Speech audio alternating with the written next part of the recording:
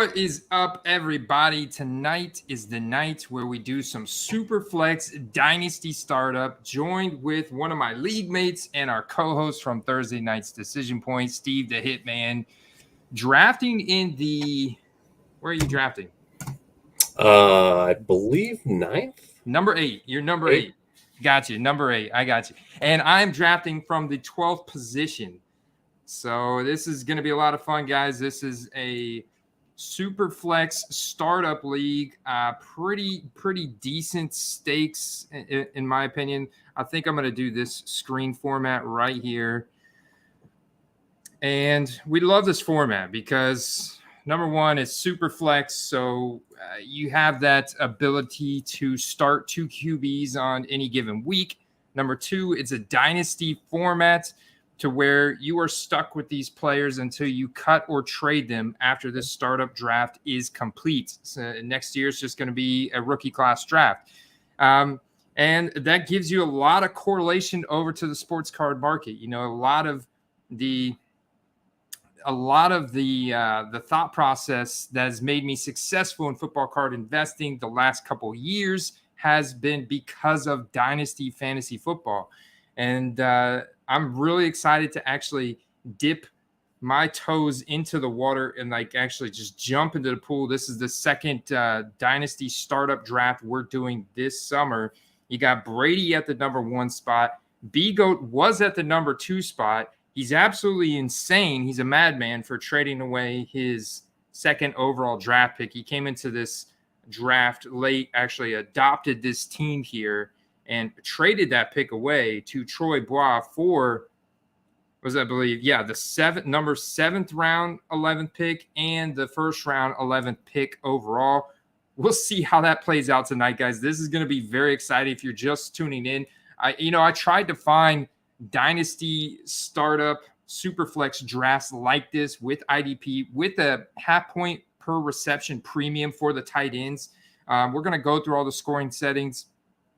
Make sure you go down there and hit that like button and let the YouTube algorithm know we're doing a startup Superflex Dynasty League, a real league startup draft where everybody is involved. You know, it's not a mock draft where you got 3 robots. I couldn't really find a super recent video of a Superflex Dynasty startup draft. So excited to be here. This thing's going to kick off in just 3 minutes. Let's see who came out tonight in the chat. While Hitman's got some technical issue. Brady is at the number 1 overall pick. Shout out to Brady. Blaine, yes, he is nuts. Blaine, I absolutely agree. Blaine is at the number 4. Ridley is at the number 3. Boggy is at the 1.5, Messiah 1.6, Troop 20 at the 1.7, Scaldesi, Hitman, there you are, man, 1.8, Snorlax 1.9, Dustin 8687, the 10, Troy Bot now at the 1.2, and the B-Goat is now traded back to 1.11, but typically there'll be flip-flop there. And then myself at the 12th, and I'm actually kicking myself for trading away my 2.1 pick pre-draft to Brady for his second round pick at the 2.12. And then in return, I also got a bump up 2 rounds. So I'm actually not too bad about it. Not too upset about it now that I think about it. I was actually been sweating this pick earlier today, really trying to hone in my strategy.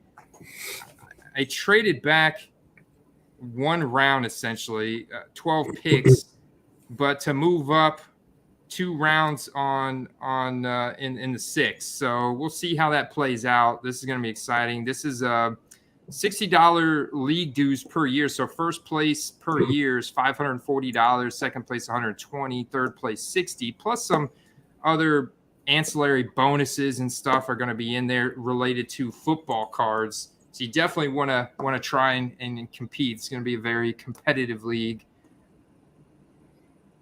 I'm excited, man. I admit I haven't done nearly as much prep for this as I normally do, but I like to live on the edge. What can I say? Yeah, this is absolutely living on the edge, man. And let's see, what are we at? Are we at 8:44? I think we can go ahead and get this thing kicked off. It looks like everybody is live in the draft. Are you ready to go, Steve? Yeah, let's do it. All right. All right. We're going to fire this thing up. It's 8:45 on the dot. Let's go. Wow. Is that just really loud in my ear? Or do you hear that too, Steve? The draft board? I don't hear anything. All right. Perfect. No, I'm going to.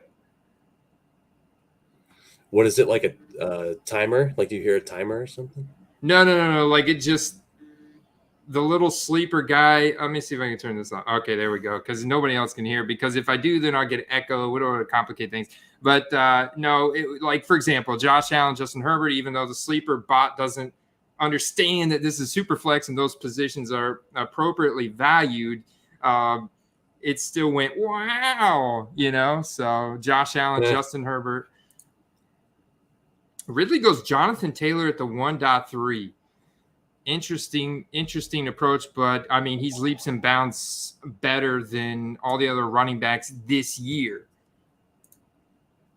So I'm going to try not to share too much about my strategy until after I make my pick. Pat Mahomes going at the 1.4. Hard to say no to that, Blaine. He could have gone number 1. There's not going to be a lot of guys that you could take in the first round and be like, that was a mistake, Oh, I'm hearing the wow thing now. Okay. Oh, you're hearing it now? Yeah. Oh, yes, because you got it set. You got it set up on your must be on your other screen. There's a little button at the top between the bell and the little moon icon that has a little speaker icon. Okay. Yeah. Yes, we got 90 seconds per pick. So to give you guys, while we're doing this, give you guys a better idea of the scoring format for this league. We talked about how it is Superflex. It is, 1 QB, 1 Superflex position, 2 running back, 2 wide receiver, 1 tight end, 3 flex position. So the reason why we have only 2 running back, 2 wide receivers, because we have 3 flex positions, gives you a ton of flexibility in roster construction. Got a quarterback run here in the first round, which no doubt makes sense. Makes sense in Superflex format. I know we muted it, but wow, Burrow. Burrow, love it, man. Yeah, no, I mean, I get it. But I do find that interesting that Joe Burrow goes over Kyler Murray with the rushing upside that Murray's got. Yeah, I mean, I don't know. I think Burrow has the arrow up for longevity. Murray's had some issues with the locker room, and he totally dropped the ball in the playoffs. So like, there is a couple question marks with him. He's got the skills to do it. Does he have the commitment to do it? Is the question mark.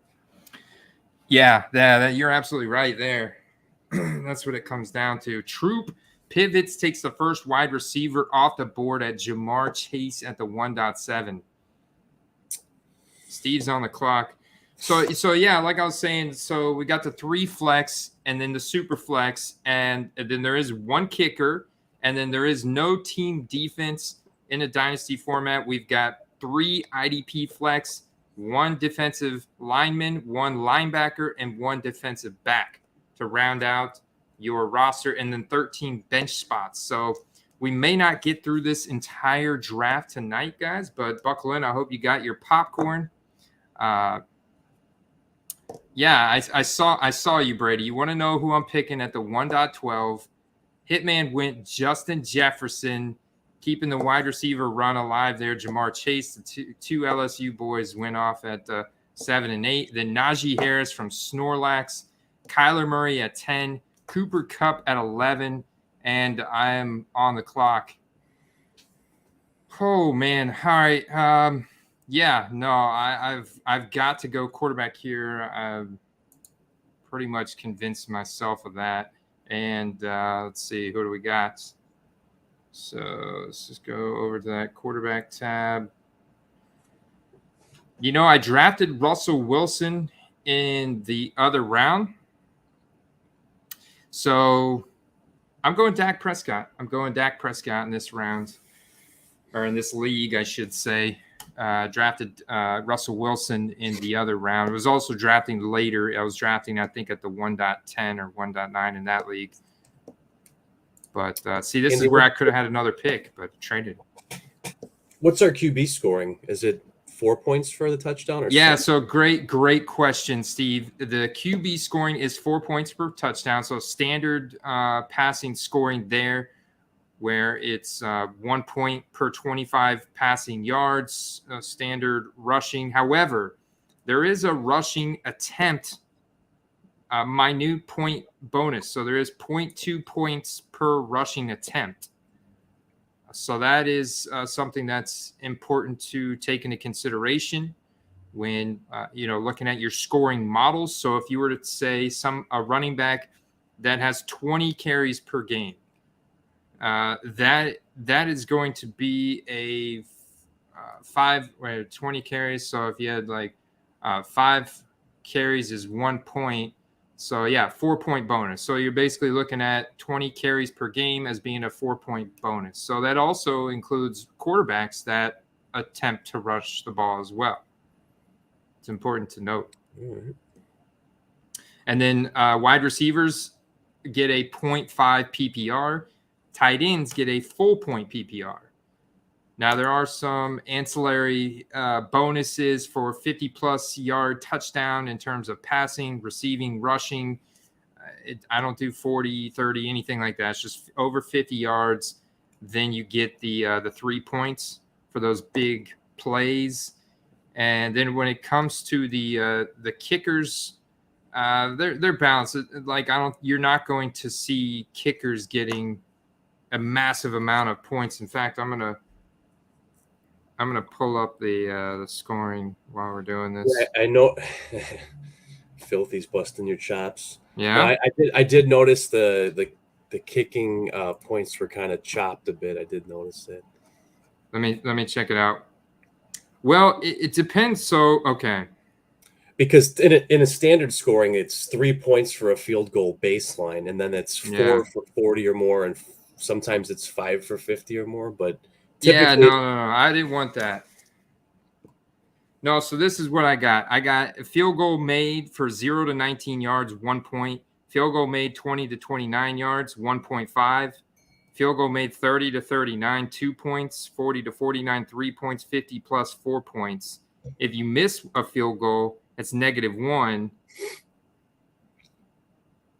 And I don't know why it got out of my scoring settings here. So I definitely tweaked it to where kickers weren't super valuable, but they matter, right?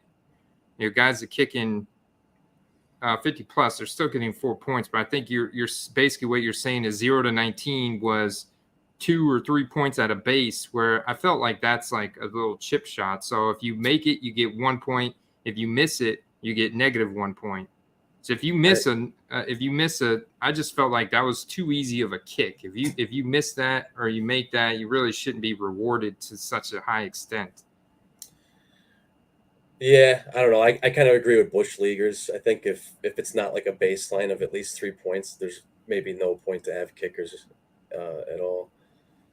Yeah, and I hear that argument from people saying, well, why do half point PPR? If you do it, I want to do a full PPR, And so I get that, it's those people that's like, now why dip your toe into the pool? It's a cannonball or stay out of the pool, kind of thing. Dive in or stay out of the pool. But I try to make it to where it's balanced, and I don't want the kicker to be outperforming wide receivers, we're talking good wide receivers, running backs, quarterbacks position on a weekly basis. Like I don't want you could have like Justin Tucker kick like 4 20-yard field goals for 4 points. That's the only thing. You very well could be. So maybe you don't draft your kicker until later. Like I feel like kickers are important, but they're not that important. Is what I was trying to do with these scoring settings. Because I've done kickers before, like I get it. They're part of the offense. They constitute actual NFL production, actual NFL points. So I do feel that they're important, but I don't want them to have too much value, because there's only one spot on your roster. And so everybody should, in theory, have a good kicker, right? So, like, in a lot of ways, I do think kickers are kind of like a gimmick type of position. So I was kind of on the fence of having them, but I was like, you know what? They are part of the offense. It would be fun to have them. So let's just go ahead and have them. Let's just devalue it a little bit because we're only doing one kicker. You are on the board, sir. Oh, I am. Wow. Okay. Snap. All right. Let's see. All right. C-Mac at the 2.11. Interesting. Wow. Okay, man. There's been quite a run. Javonte Williams, CeeDee Lamb, AJ Brown, DeAndre Swift, Eckler 2.5. Russell Wilson at the 2.6 on Troop, Devontae Adams, Stephon Diggs, Travis Kelce, Kyle Pitts, little run on tight ends there, Christian McCaffrey.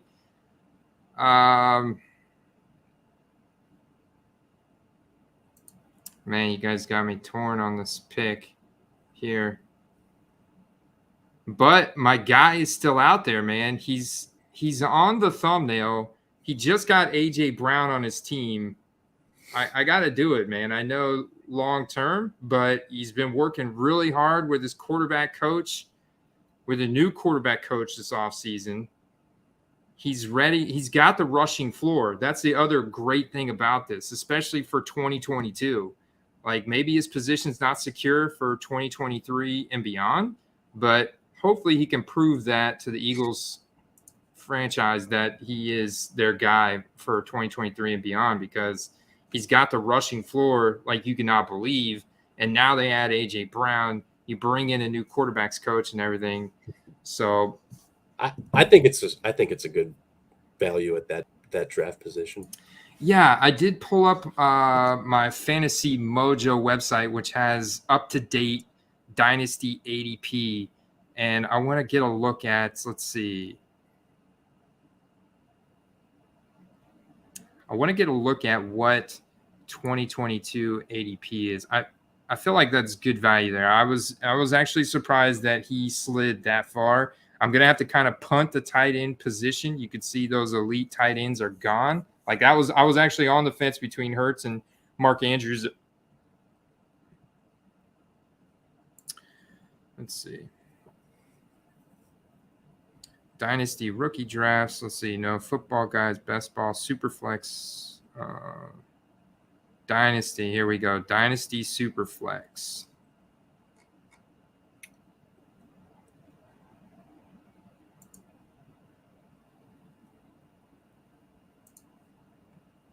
Rookie drafted. Yeah, Dynasty Superflex last 30 days, May draft board format.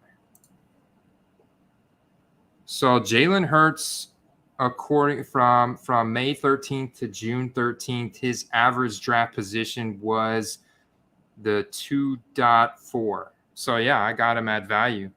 He's typically going at the 2.4. I got him at the end of the second round. So yeah, it was solid value. Mark Andrews slid a little bit in ADP, just a couple picks.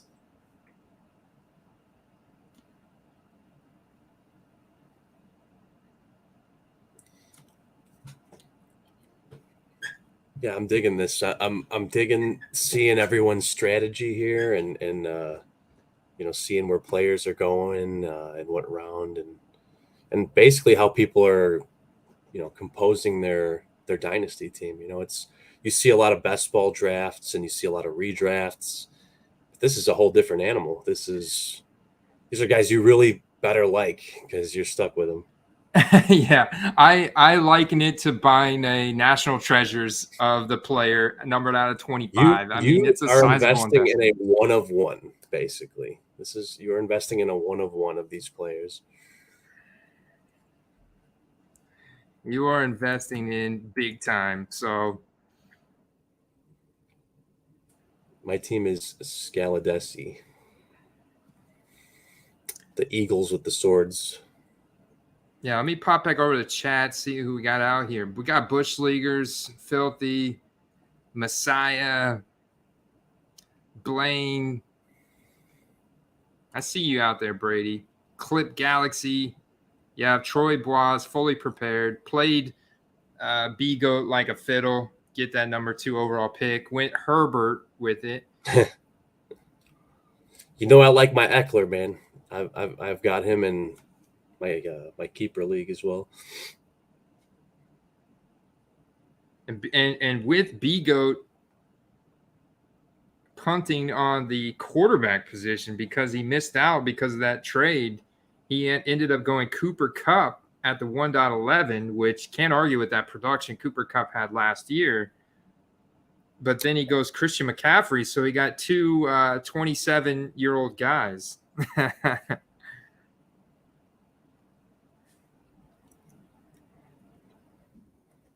All of them. Yeah.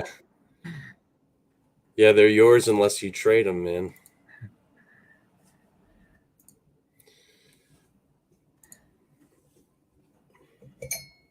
There, yeah.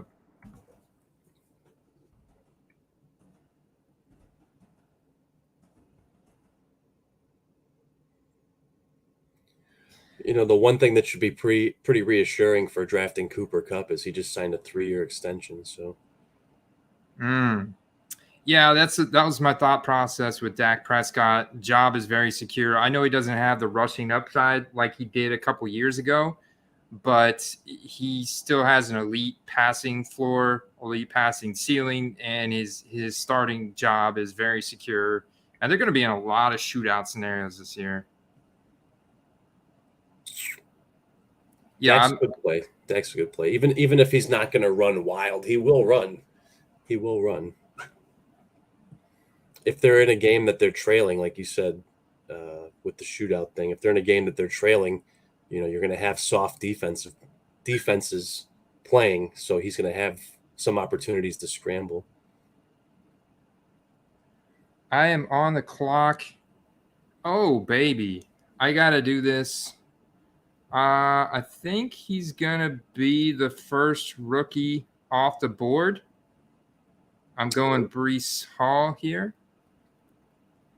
I'm going to go Breece Hall with that value. He's so good, man. And I know, based on how much the Jets spent on him, I'm really excited about his outlook in the NFL.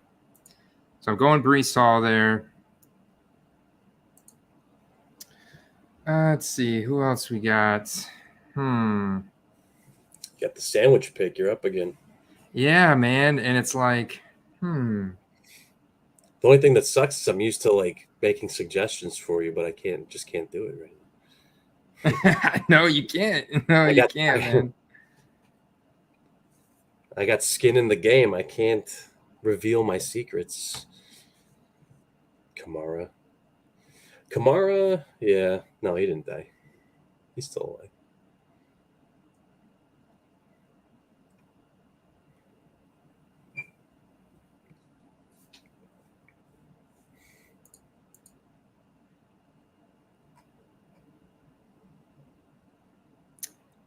I gotta do it.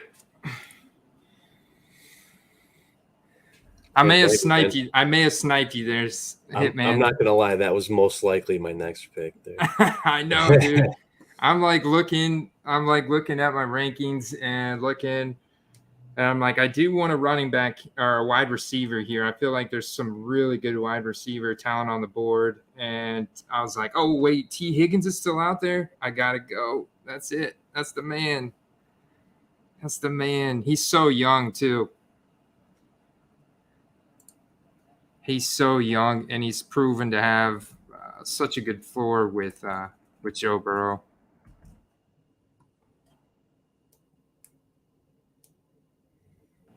Only 23 and a half years old. Still broke 1,000 receiving yards last year with Joe Burrow.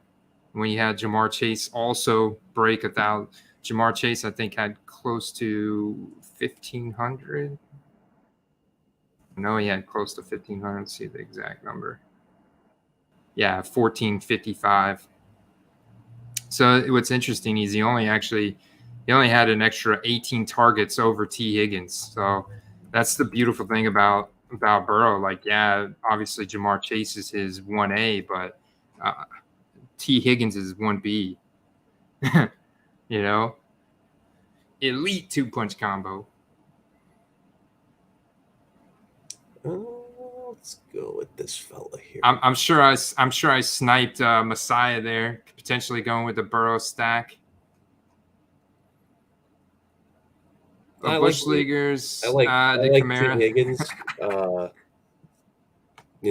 If you asked me, I even would have considered him around the same point in the draft, just a few picks earlier, where Hill and Samuel went. I think that he's got that potential to be up there with those guys. Absolutely, man. Yeah, I'm seeing this comment about Alvin Kamara. Yeah, I mean, his suspension is up in the air, man. There's rumors that there's a video of the actual incident. And if a video surfaces, that could be bad. That could be really bad for Kamara. That could be bad. But if no video, and I've heard that it also his lawyers trying to push the case, like defer the case or whatever that legal term is. I'm not a legal expert. He's trying to push it off till 2023. So there could be a scenario where Kamara doesn't miss any time and everything's pushed off to 2023. Maybe he misses time then. But still, I mean, I'm guessing he's going to be suspended for at least 4 games or so at some point this year, next year. Maybe he gets off, but that's obviously what's driving his value down. Otherwise, I do like Kamara. I mean, he's not too old. Kamara's going to be? He's in that class. That. What's interesting, Steve, is he's 26, almost 27, and we've had such a big shift. This what's going on with Troop? He took Kamara. Okay. Do I need to refresh my screen? Yeah, there's already been a few picks. What's interesting is we've got a changing of the guard this year specifically, and it may change again next year to where wide receivers as a whole have been moving up draft boards and becoming more valuable, and running backs have been going down. And it's partly due to the fact that now, where's my little thing at? This is strange. It's like I'm not even. Oh, there it goes. This is like taking a while to load. And we have this incredible draft class from 2017 with Alvin Kamara, Joe Mixon, Christian McCaffrey, Dalvin Cook, Ezekiel Elliott is in. He was from 2016, but he's the same age as those guys from 2017. And it's like all those guys are starting to age. Leonard Fournette, Aaron Jones, there's a ton of really good running backs, elite running back. And we haven't seen these brand new guys get up to that elite level. Yeah, maybe you could put Jonathan Taylor, obviously. Najee Harris, he's got the volume to get there, but we haven't seen the efficiency yet. They're not, and they're not outside of, Jonathan Taylor and Najee Harris. There's not many guys that are being used that much, Yeah, like Javonte Williams would be great, but now they bring back Melvin Gordon. Now you're back to a handcuff role.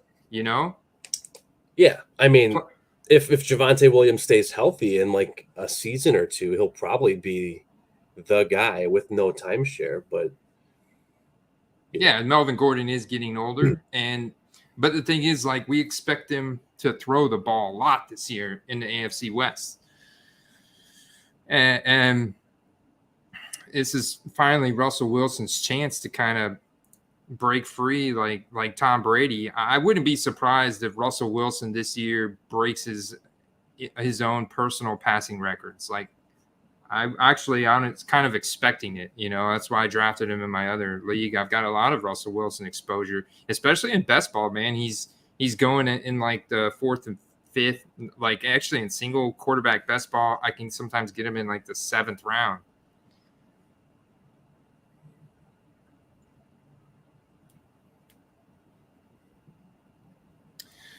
So we got some big picks here. Darren Waller going off the board of the 4.10.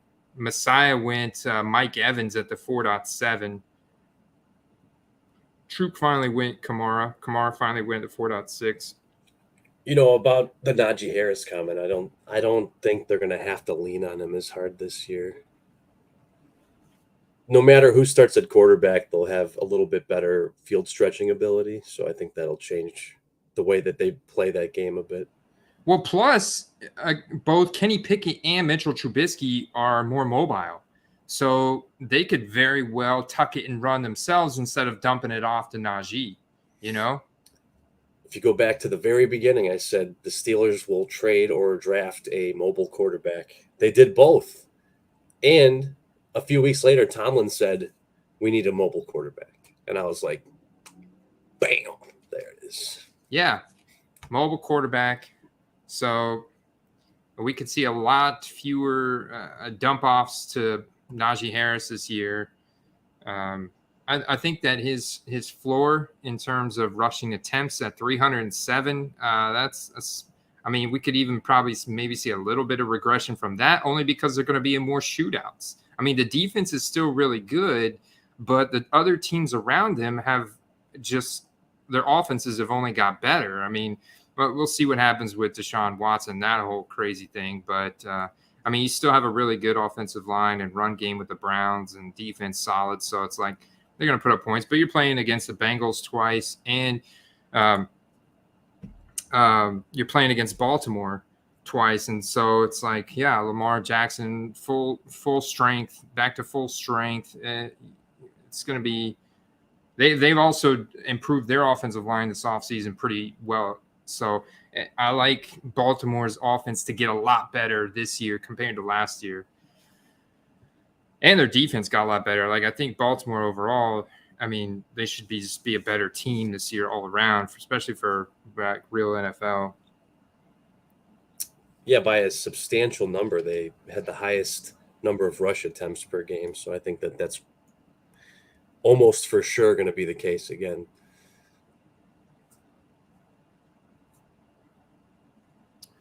We got D. Montgomery, my dude. Heyo, we got a defensive pick. Wow, Bigo went TJ Watt in the 5th round. Yeah, so I ran some simulations. Whoops, that's not what I meant to pull up. My rankings. I ran some simulations on defensive players, and like last year, TJ Watt in this IDP scoring format was putting up on average 15 points a week. You know, like in that first game they had against Buffalo last year, he had a few sacks, he had a few tackles. I think he even forced a fumble. You know, he ended up putting up like 21 fantasy points. So the elite defensive players can have those spike weeks. They also can obviously have down weeks. I mean, there's 4 points per sack. It's 1 point per solo tackle, half point per assisted tackle, 4 points per interception, half point per QB hit. I think it was 1 or 2 points per tackle for a loss.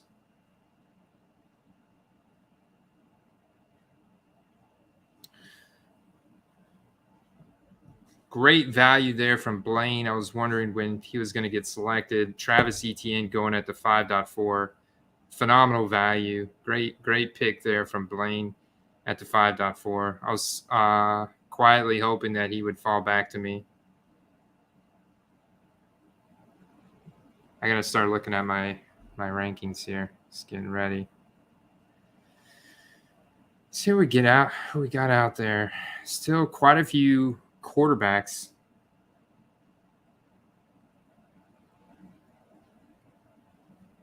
Oh, I didn't realize you left us, Steve. It took me a minute too.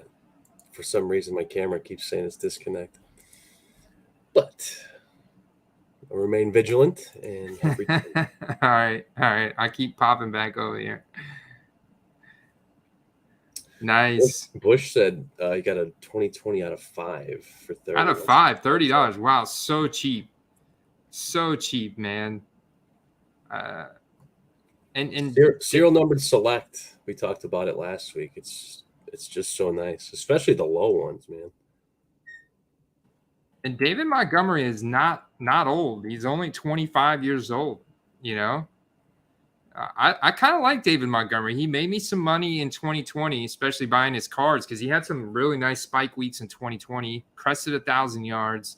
And with how terrible that offensive line was last year, and only playing 13 games, he suffered an injury last year. He still put up 849 rushing yards. Just wasn't pretty efficient. It just wasn't efficient. 3.8 yards per carry, but still managed to get 42 receptions for 301 receiving yards. So I feel like Justin Fields is a pretty smart quarterback. I know he's super athletic and everything, but he definitely you can see him thinking a lot after he snaps the ball. And I feel like David Montgomery's once again going to get a lot of receptions this year because the offensive line is so bad.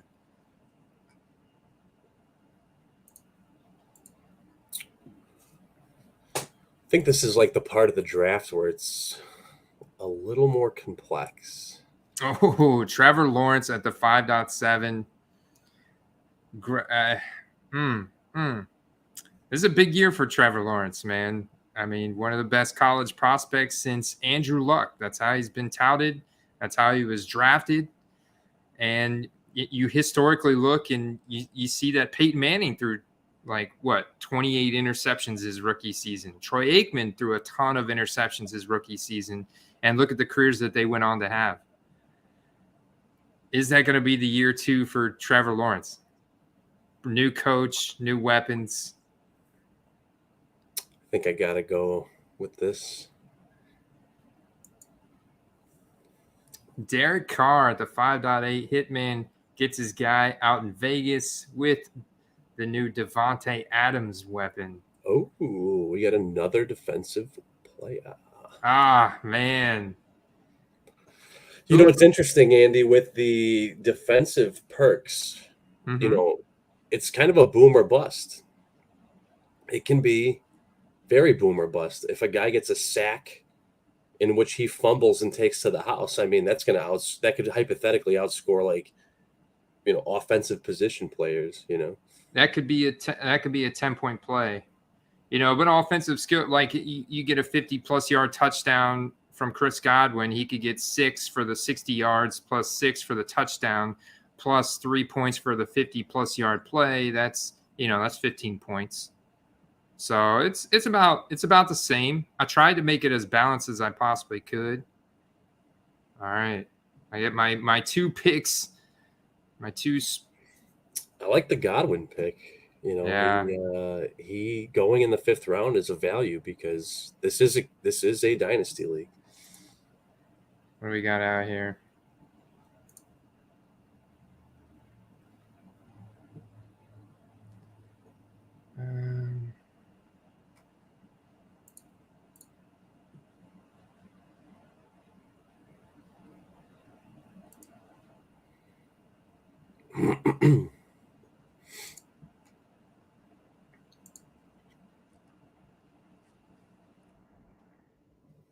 Is Michael Pittman out there? No.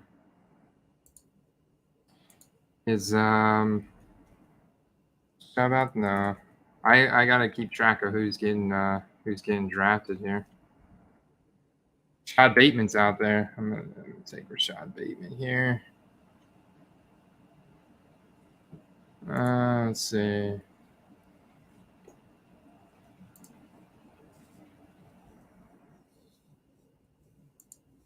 Traylon Burks. Let's do it. I got to go with my man, Carter the Power. He says, don't listen to all those people telling you he's got asthma, lung issues. It's a bunch of BS.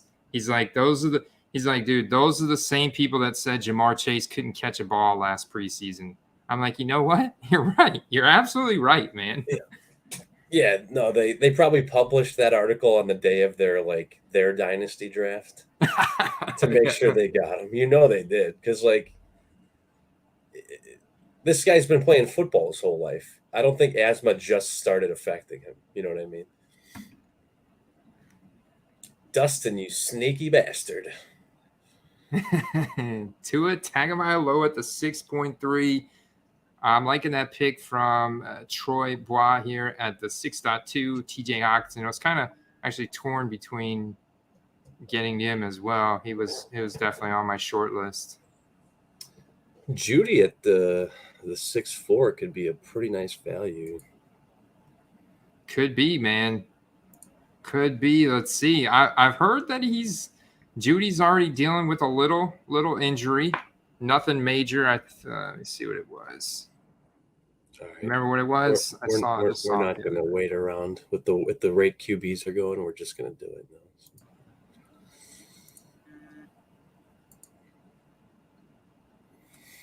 Let's see. Kirk Cousins at the 6.5. I like that pick, man. Good value. I think that's a smart pick. He's going to be with the Vikings like for the next 3 to 4 years. I'm definitely confident. Yeah, Jerry Jeudy has been dealing with a groin injury, so he's been at practice, but he's just watching. They got plenty of time. Plenty of time to. Yeah, groin is nothing serious, but I guess it is notable. He legit left practice. So yeah, he'll be all right. Got to clean his act up, man. These young guys going into their second, third year. It's kind of like Judy's second year, just because he's getting like a real legit quarterback this year. Hopefully fully healthy, but Judy's not. He's been somewhat injury prone, man, since he's come into the league. I still maintain that like every 2020 rookie, this is like, you could argue it's like their second full season starting, you know? Am I the only guy that's got 2 rookies? Like, and nobody else has any rookies but me? Yeah. Oh, no, there you go. Troop took Drake London at the 6.6. Oh, yeah, literally just happened. Ruined my fun. Ruined my rookie fun, man. I was going to take all the rookies. No. It's rolling the dice, man. Rolling the dice.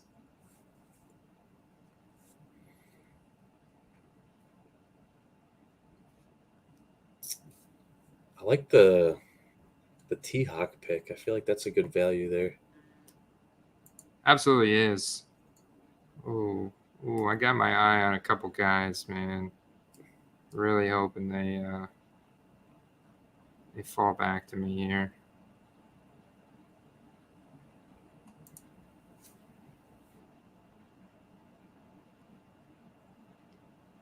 Yeah, at this point, I've kind of,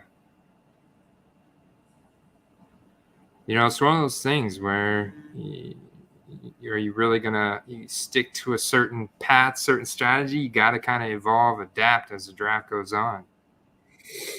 Yeah, no, I'll give you a perfect example of that. I was planning to take Tua with my next pick, and he went at the 6.3. So I was like, okay, well, got to evolve, man.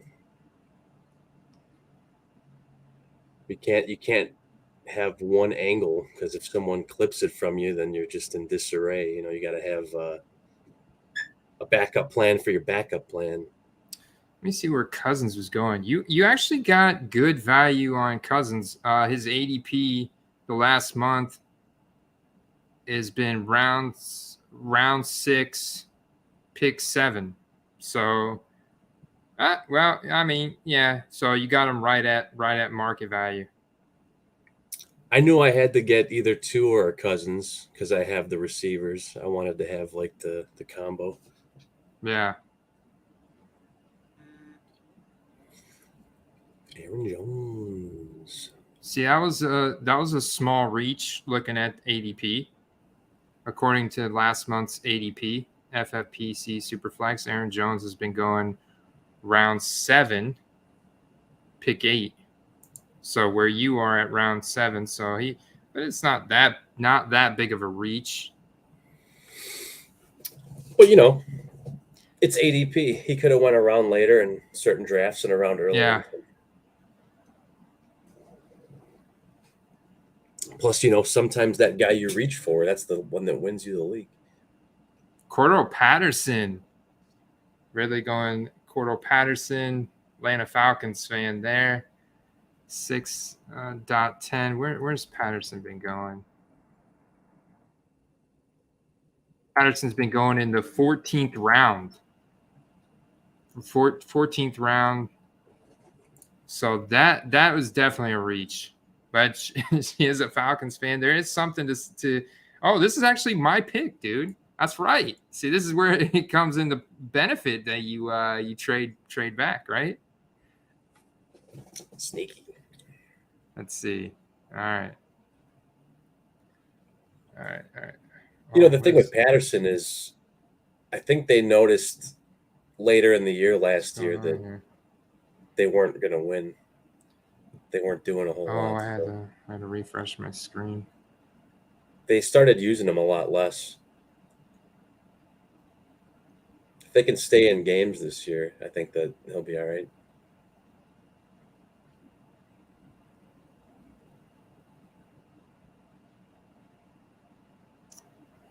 Man, J.K. Dobbins, Josh Jacobs. You got 2 seconds, bro.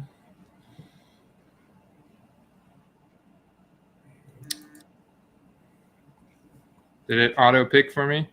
You got Jacobs.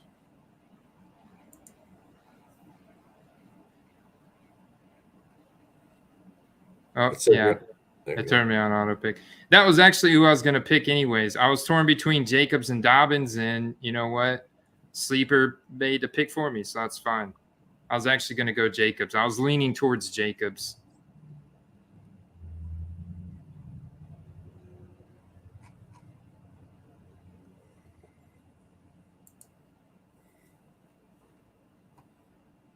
I am really I'm kind of bullish on just his touchdown upside this year. I feel like Vegas is going to be in the red zone a lot. I feel like I read an article today that some writer was speculating that he's going to be in a timeshare with that rookie. I think that's about as viable as the other article we mentioned about Burks and his asthma slowing him down and stuff like that. Yeah, I mean, I'm sure there is going to be a timeshare, but he got 54 receptions last year. I mean, you could say anything's a timeshare, like 80-20. Yeah. And 80-20 is a timeshare, Yeah, I mean, the guy still had almost 1,200 scrimmage yards, and on 217 rushing attempts. So 54 receptions though. That's like, give him a couple more breathers. Let the rookie get out there. A little bit, but obviously he's got the chemistry, he's got the rapport, he's got the resume. If he's healthy, especially with what they invested in him and a first round pick, and he's on the last year of his rookie contract, why not? Why would they not use him? It doesn't make sense, Doesn't make any sense why they would not use him first over the other guys. And he's not going to go out there and totally just suck, I love when people are like, well, they didn't they didn't pick up his option. Well, you know what that means, right? The running back. That means that he's going to ball out so that he can get paid either with the same team or somewhere else, right? If he has a crap season, he's not going to command a lot of money, even though he's only 24, That's true. This is a contract year. So whether he's trying to earn a new contract here in Vegas or he's trying to prove what he's worth on the free agency market, he's going to ball out this year. He's only 24 years old. He's super young for his age. He's younger than a handful of guys that were drafted in this year's draft, if you think. Yeah. The GOAT goes off in the 7th round, number 3 overall pick from Ridley. The GOAT is off the board.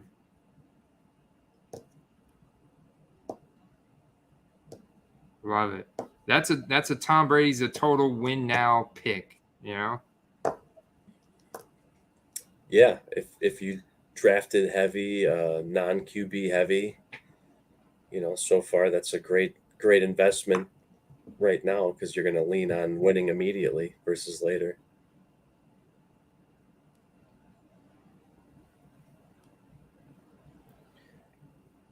So let's see what Brady's ADP has been at in his FFPC. Yeah, actually, she got him out of value. 2 picks. I mean, is right at ADP. His ADP has been seventh round first pick. So she got him at a 2-pick discount. I like it. I'm gonna see where Jacobs has been going because he's like sneaky value. Round 6, pick 6. So I actually got Jacobs at a slight value as well, at a 6-pick value. So I love getting him there.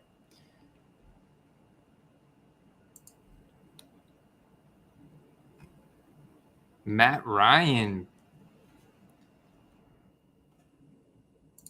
Matt Ryan has been going in the same range as he's not off the board yet, so I won't say, but I will say that Matt Ryan has been going in the 8th round, number 14th overall pick. So slight, or not 8th round, number 14th, obviously.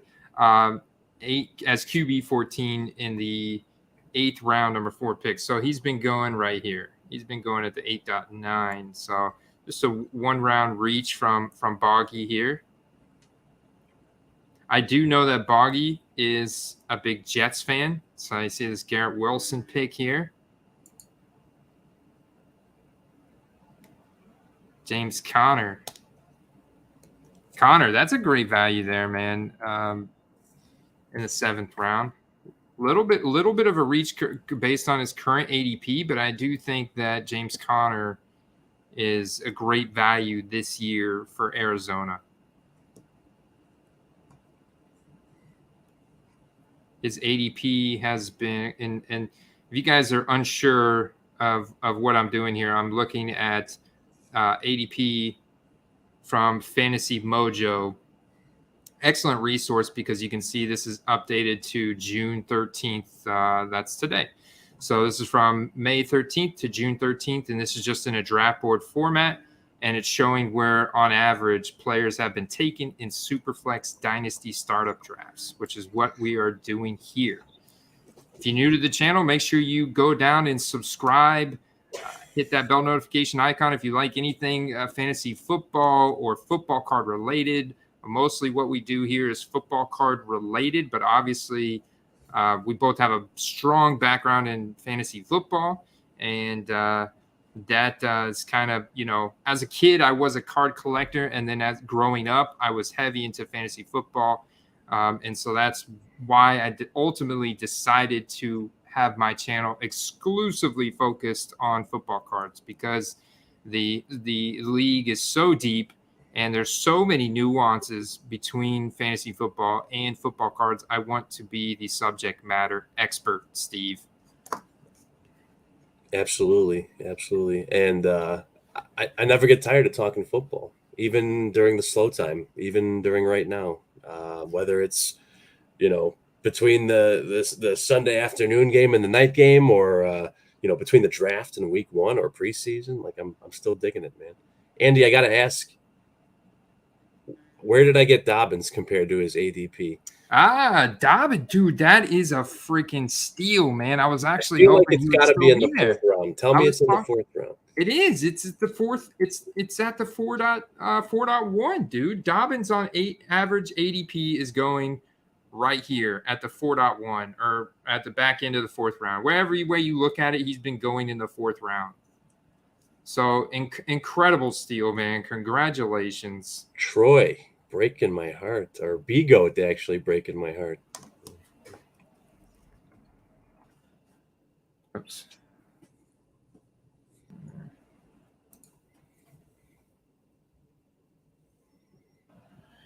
Let's see. Who's out here?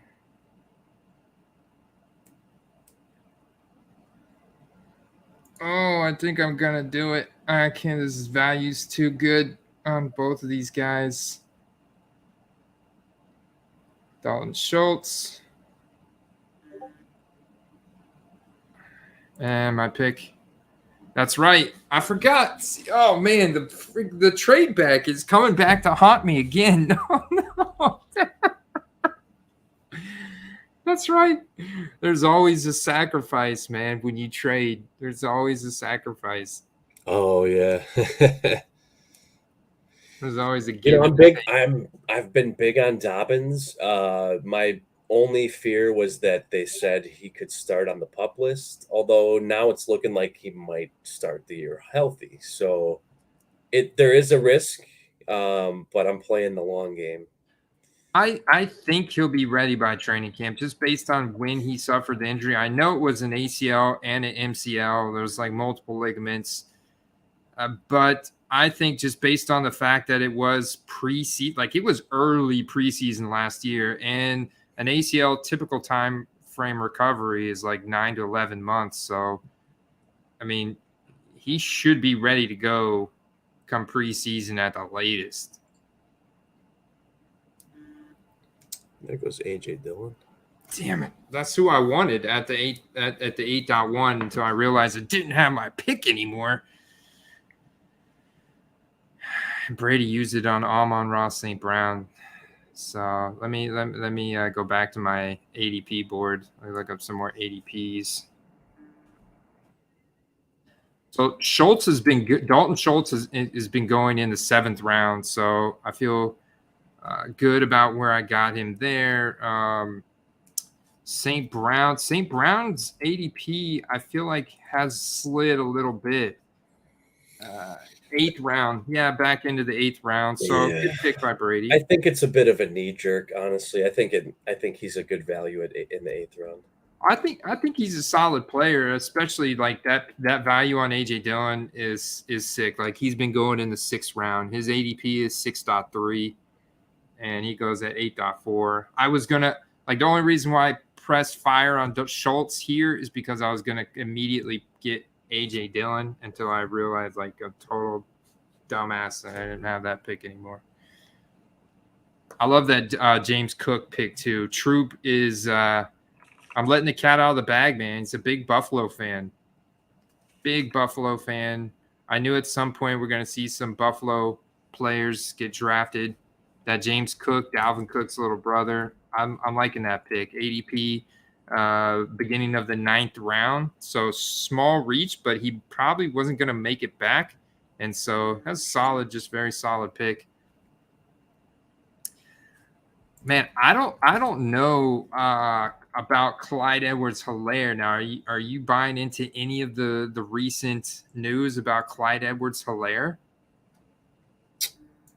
I think he'll be okay. His ADP has been round 8, middle of round 8. So that was a 1-round reach on Clyde Edwards-Helaire by Troop here. And I feel like so the latest reports from OTAs is that Jerick McKinnon they brought back Jared McKinnon. They re-signed him for a 1-year deal.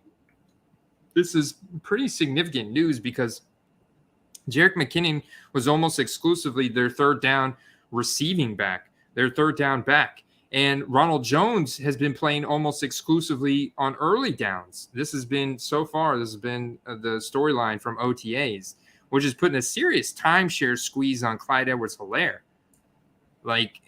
And we know that he had issues in his rookie season with pass blocking. He's also struggled with injuries.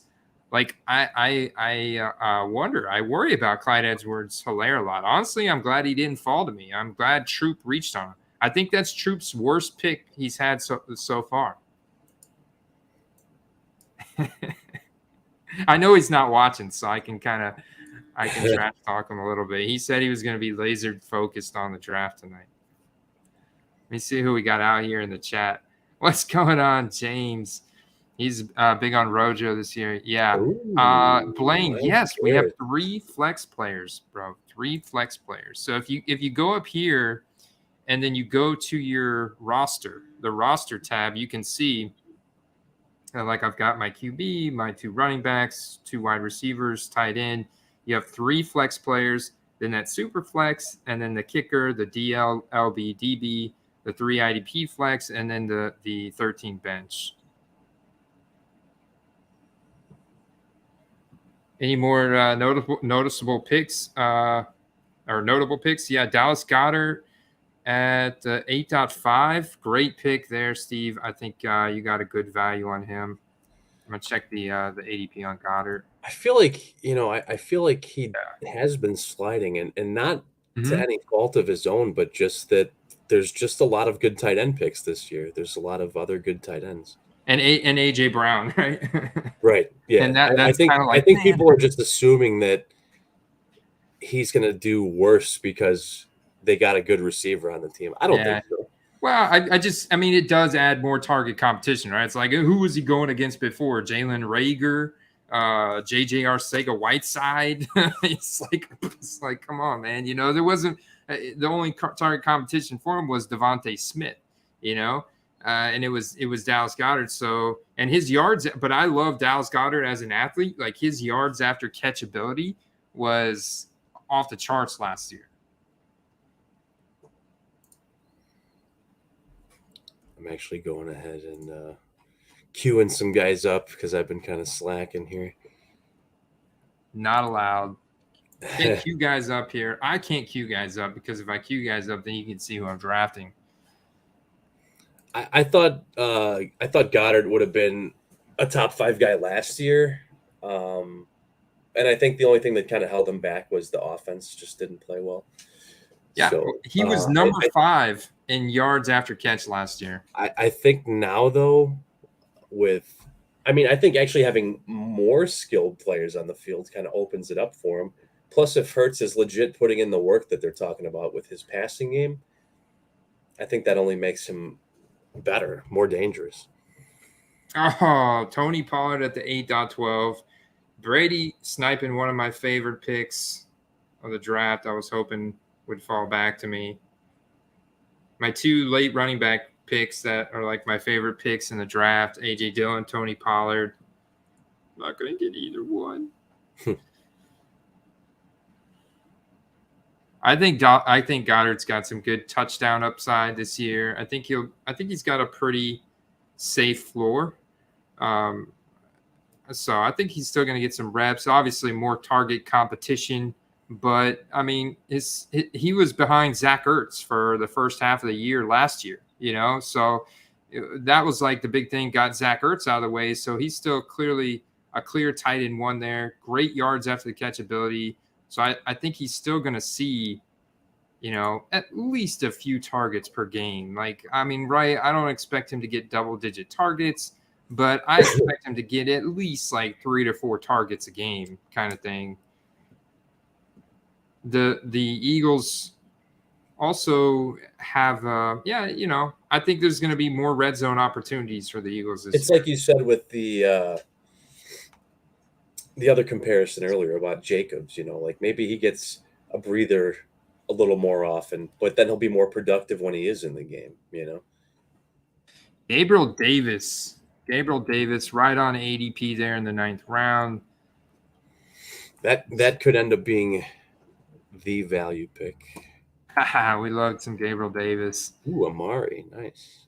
I haven't really kept track of like at least in the last week or 2 of what Gabe Davis's cards have been doing, but I know they're definitely like made it up to that next tier. Like his rookie ticket autos were, getting to that $60 to $100 range when last November we could get them for 20.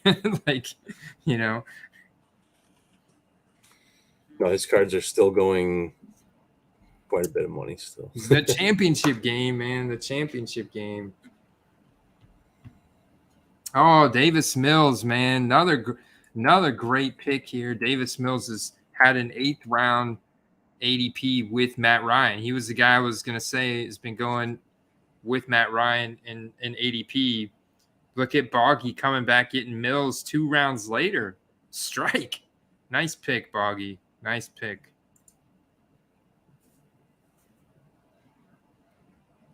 Let's see. Oh, Devin White. Blaine with a snipe on Devin White.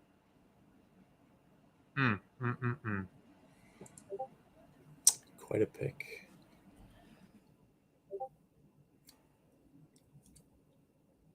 Yeah, I think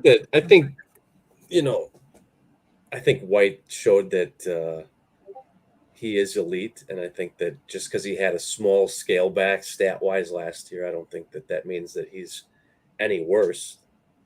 He might have just had guys that stepped up around him more. So should still be a good value there. Oh, Messiah with the snipe on Troop.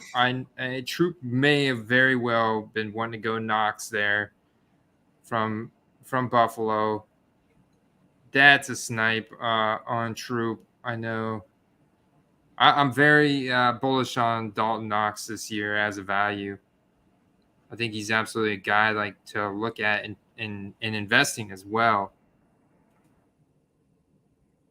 Yeah, Devin White. Back to your comment about Devin White. Yeah, he very much goes for the home run instead of playing it smart, But he's got like boom or bust upside. I'd like to see him, play a little bit more conservative, but at the same time, I like how he plays.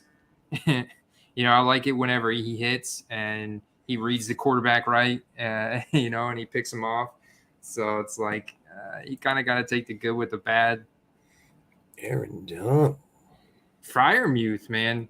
Great pick there in Freiermuth. Yeah, I really like that pick as well.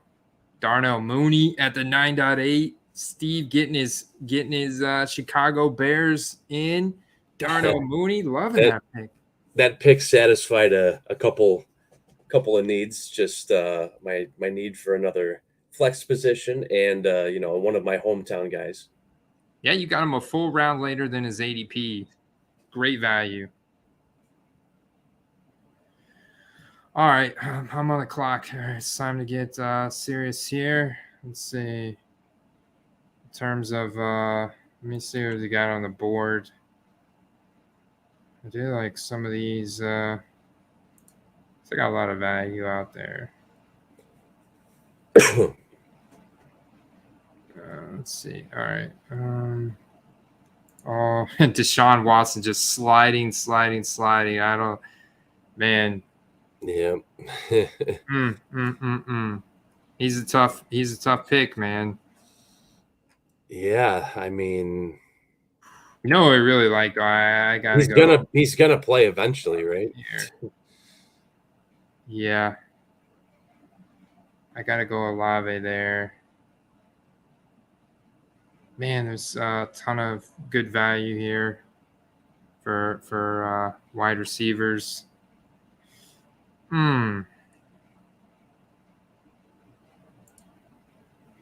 Just look at all that value, man.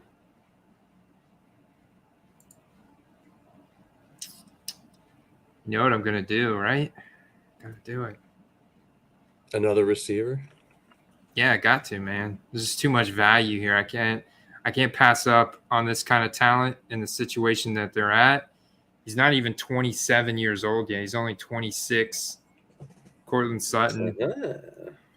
Unlock him, Russ. Unlock him. Jameis Winston's going to unlock Olave.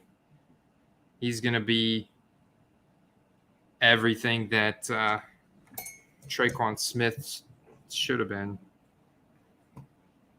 but better. Going Olave. Aside from this being just the Dynasty League, I like the roster depth. Because I feel like there's always a couple guys I'm like, man, I wish I could have drafted them. And then it's like the draft's over. Yeah, and then you're leaving the draft and there's still so much value on the board. That's how the underdog drafts end, round 18. I think they ended round 18 or round 20. And there's still so much value left on the board. Like, man, I could, dude, there's all kinds of players out there that still have potential that are going to pop one day, This is that moment to shine, to pick those diamonds in the rough. Let's see. Juju.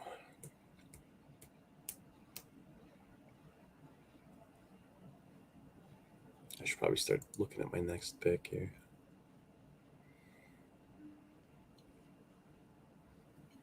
All right. Snorlax going Jordan Brooks. From Seattle.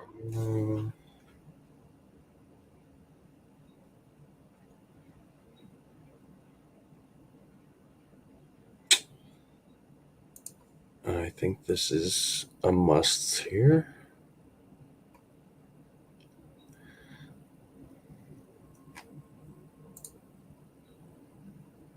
Yeah, it is. Let's just roll with it. Let's roll with it. Damien Harris with the New England Patriots.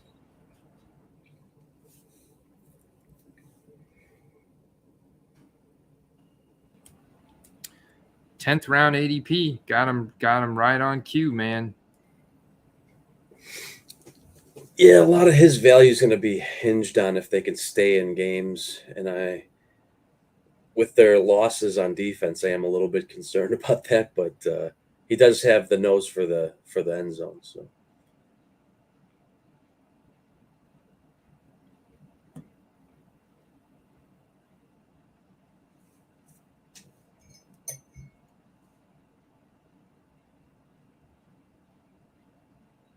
Still a lot of value out there, man.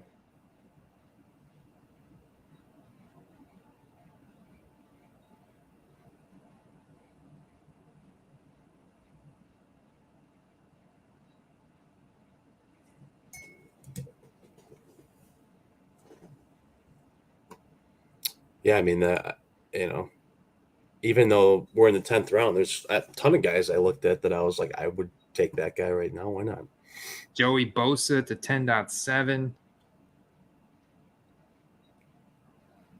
Christian Kirk at the 10.8. I was just eyeballing him. Let's see where his ADP has been at. He is a very interesting selection that could have a lot of upside. His current ADP is at the 11th round. The 11th round. So, yeah, right. Little tiny reach based on ADP.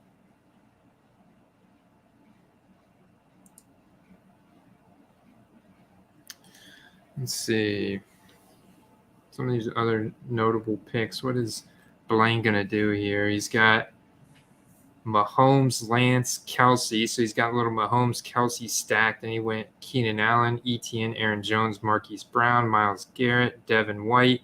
Going back to wide receiver here with Allen Robinson. Nice pick. I think A-Rob is definitely massive upside this year with the Rams. He's been going in the 9th round as well. So great pick there. Great value getting A-Rob in the 10th round. I was torn between A-Rob and Courtland Sutton, not going to lie.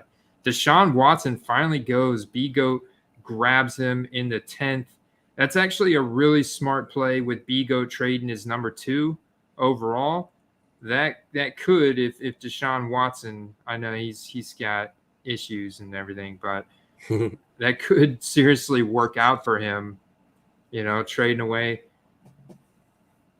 So obviously he's going to play at some point. I mean, like it or not, he's going to play at some point. That's the assumption anyways.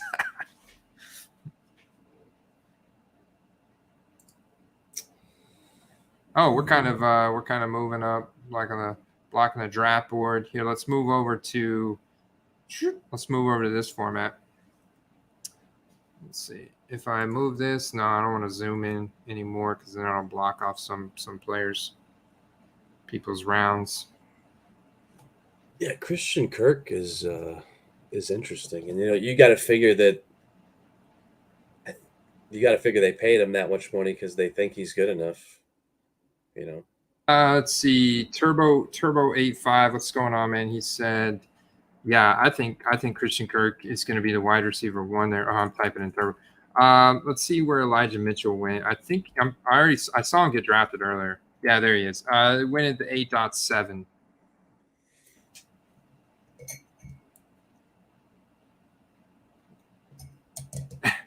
They're bush leaguers. Man, that's a whole animal.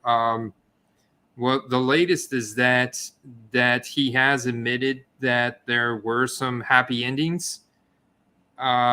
And this could consensual, go, according to him. it was consensual, but nevertheless, so, but that just admitting that there were happy endings, that they were consensual, and he had 66 different masseuses over that time period from 2019 to 2020. 66. Who needs 66 different massage therapists? And apparently the Houston Texans were bringing these massage therapists in to a place that they were renting, that they set up for him.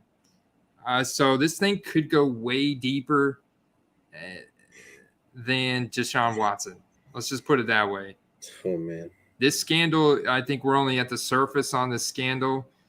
And I think it's something's going to come to a head here in the next month or two. Obviously, I think the NFL's got to do something at this point sooner rather than later, because the more they sit by, the worse it kind of looks for them. You know, from a social presence standpoint. You know, social justice and all that. Well, 24 of the women say that he sexually assaulted them. It's a situation to say, nonetheless. Yeah, and I'm not a legal expert, so obviously I'm not qualified to speak on on all the details. That's just kind of my take on it. That's kind of what I've read, what I've heard.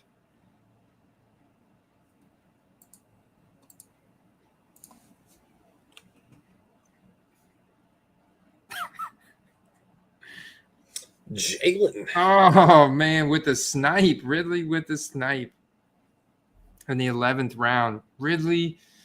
Oh. Dang it. That was my guy. That was the Dallas Cowboys' Adam Thielen. His ADP in the 13th round, Ridley. His ADP's in the 13th round. What are you doing drafting him in the 11th? I was supposed to be able to get him. Oh. Noah Fant's such a good athlete. I think that's good value. 10th round ADP. Slid just based on Seahawks scenario. If you want some good comedy, there's a couple videos pertaining to the Deshaun Watson topic.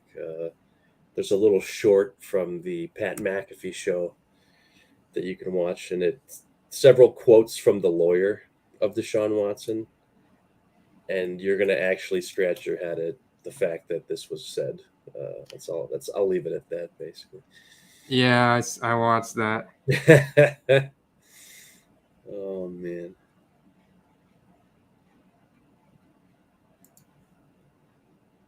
Blaine running out of time gets Renfro. I think Renfro is a great value there. Renfro ADP in the 12th round. So yeah, right on cue. Beginning of the 12th, so 12.2. Albert Uegbunam, I like that pick as well. 11.5. Got a good value here in the 11th round. That's right on cue with ADP there from Boggy. Messiah's got Bosa. Does he double down? Go another defensive player here? What's he gonna do? I mean, he's got a pretty balanced roster so far, but he's only got one QB.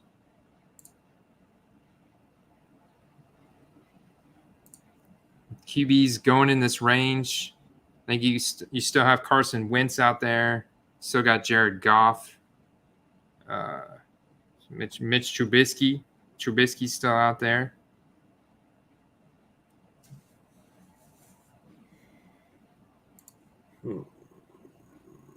Zach Wilson. Yeah, Zach Wilson went the seventh round. Sam Darnold's still out there. Marcus Mariota. He's out there.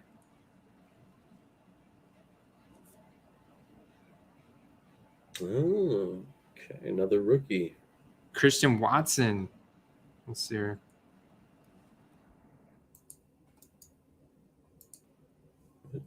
Deshaun Watson actually has been having a 9th round ADP. Really? So, yeah, 9th round ADP. So, great value there on Christian Watson.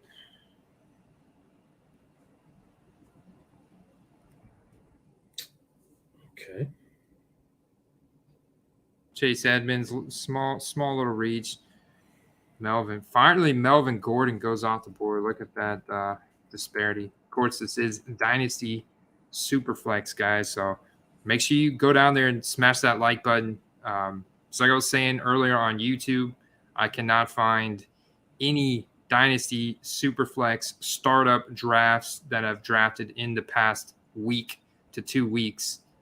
The youngest video I could find was 2 weeks old. So we're in the minority. We're in the minority. So you should spread the word because we're boldly getting out in front of it early here. Yeah.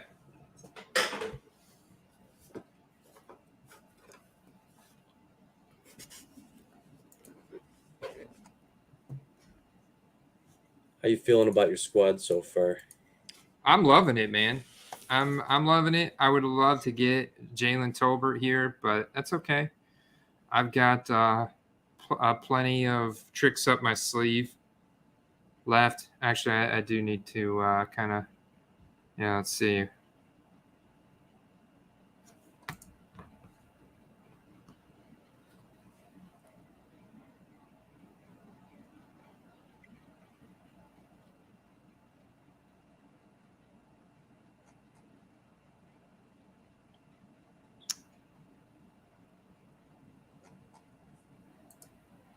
Hey, what's going on? LOB Roses in the house. Appreciate those details. The Deshaun Watson case. Yeah, there's some hot water, man. The Houston Texans, Deshaun Watson, some hot water. Yeah, you got to question the, I don't know, the logic or whatever it would be with these guys. I mean, they got, with the money they have on their lap, just the easy life, all they got to do is show up and stay out of trouble. And seems like every year there's a handful of guys that can't seem to get that simple thing handled. Yeah, right. Like Calvin Ridley. I just saw his name pop up across my screen. Let's see. What we got. I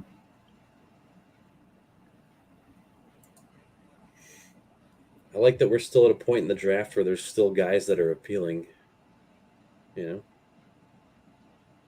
I'm gonna take my guy. I know it's a little bit of a reach, but somebody's gonna snipe him from me. Everybody, all my people have been getting sniped. I gotta have somebody. This is my first Bucks player. I just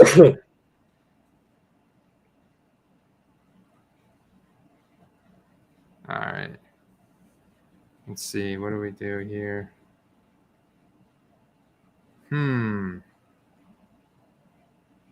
Man. Well, I just wrote this guy up. I think that's the play here. I love the offense. I love how much they're gonna throw the ball even more. You finally get a new coach, less target competition. No more Conklin. Adam Thielen getting older. You still haven't brought in new wide receivers or new tight ends. I think that's the play here. I think that's the play. He's certainly in making it back now that I've talked about him.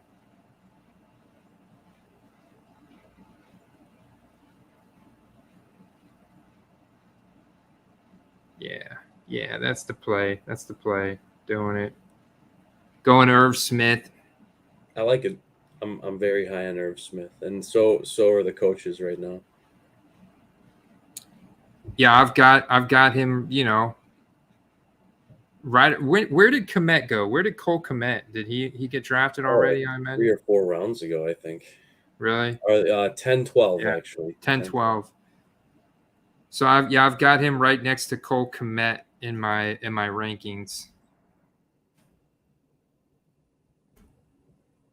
Let's see where his ADP is currently. 12th round. So yeah, right on cue with his ADP.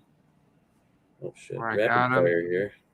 Komet has been going in the 10th round, so he was right on cue. I actually found that in these FFPC Superflex Dynasty startup drafts, Rachaad White, who I got at the 11.12, is going in the 9th round. I couldn't believe that Rachaad White was still there. That's why I had to get him. His ADP has been in the 9th round next to Gabe Davis, James Cook. So he was going back up in this range where Gabe Davis, you see James Cook, you see Gabe Davis. So I'm loving the value that I got out of Rachaad White there. Absolutely, I'm loving that. That was one of my favorite picks. Plus my first Bucks player, so finally get a home team guy. Yeah, we all need one. We all need at least one. Yeah, we all got it. Even if you have to reach a little bit, right? I mean, I can dig it. That's why it's so hard for me to take defensive players yet, even though I know I need to be getting some exposure to some really good defensive players. I'm already so late to the game that I might as well stack up other positions, right? Yeah, and if you feel like, maybe you're more familiar with, the offensive situation, like as you get to the later end of the draft, the IDP position skill drop off is pretty marginal.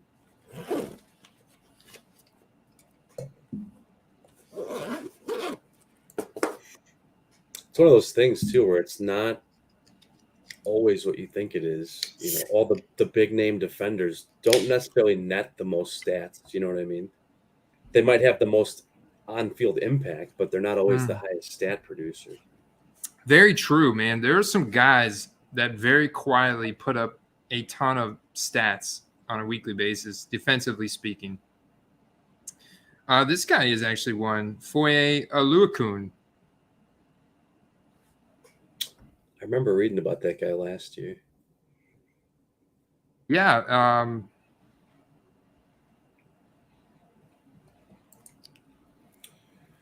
Green return the Jaguars. Led the league in tackles last year. Yeah, 131 solo tackles, first in the league. That's what I was saying. Yeah, he came from the Atlanta Falcons. So the Falcons just traded him to the Jags. And what's interesting about that is, when you're talking about the Jaguars, you're talking about all the offensive weapons they picked up, but the guy led the league in tackles last year. No one is really talking about that. To me, that seems like a much bigger deal than has been covered. Oh, it is, and it's because he was on the Falcons, and he's one guy. He was one guy who was good. They actually have. I can't. Can't divulge too much information yet, Steve. Right? No, I know. I'm trying to talk about stuff without talking about stuff. We're in the draft. This is not a mock draft, people. No. This is not a mock draft, people. We got $540 per season on the line.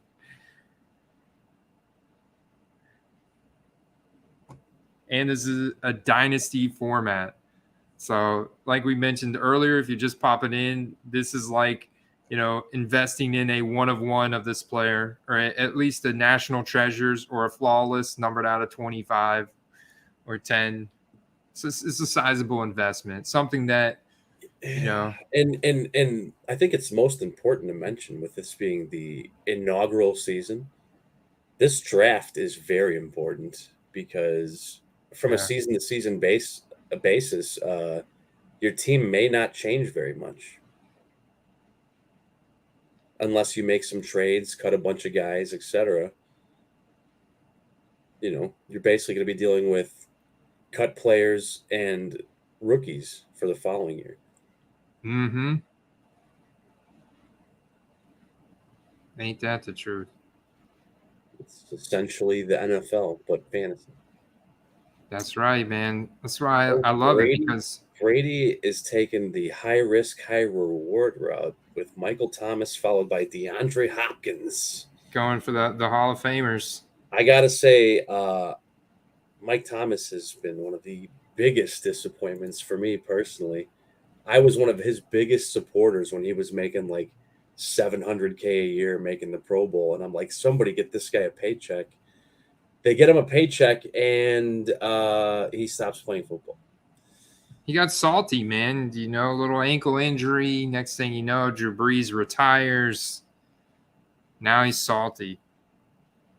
That's my take. There's no way that ankle injury has lasted this 2 long. years. 2 years. It's insane. But And Jameis Winston they're still is like talking about it. Yeah, we're still talking about it. Still talking about it. They're still talking about it that he's not at OTAs because of the ankle. Like, did he ever have a procedure done on it? I mean, does he have like, I don't know, like, is he Achilles from like the Greek story where it's like his ankle is the one thing that'll never heal, you know? Tackle his shoulder, it will heal, but not yeah. The kryptonite.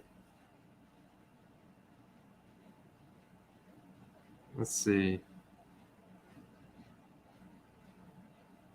All right. That's a pretty interesting pick. Ooh, it's rapid fire time.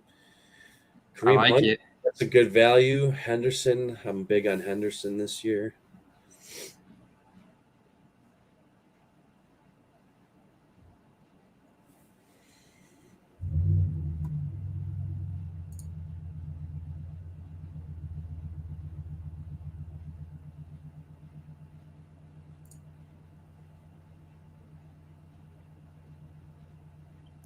There's still some really interesting value out there in the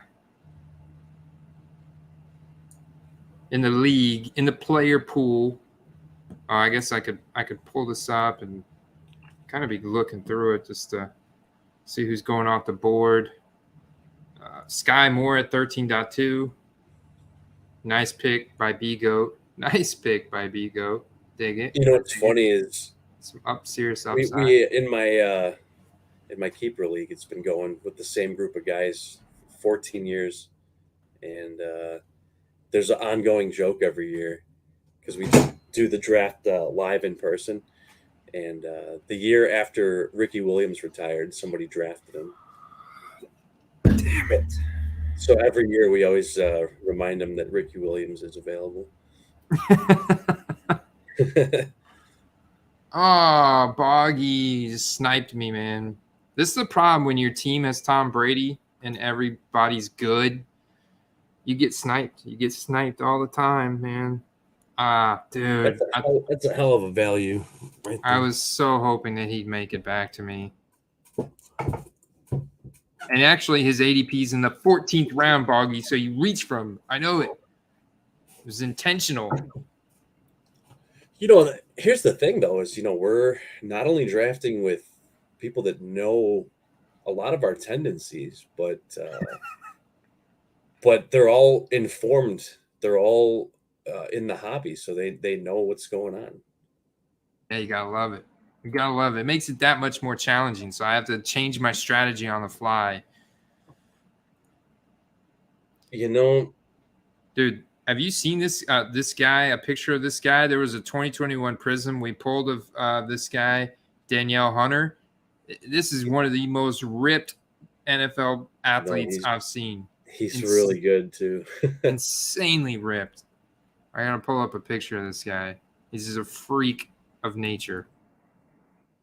6'5", 263. Believe it or not, I actually tried finding some of his Prism rookies for my pops, and they're actually pretty expensive. Like there's actually guys that you wouldn't think their cards are fairly expensive, and there's a lot that are. It's not just like the Micah Parsons of the world or the TJ Watts. I'm trying to think of the other cat's name that's pretty expensive. He's Derwin James. Derwin James rookies are pretty expensive. Look, this is what the dude looked like at LSU. I mean, just He's got cannons for arms. Just a total beast, man. Total beast. So good pick.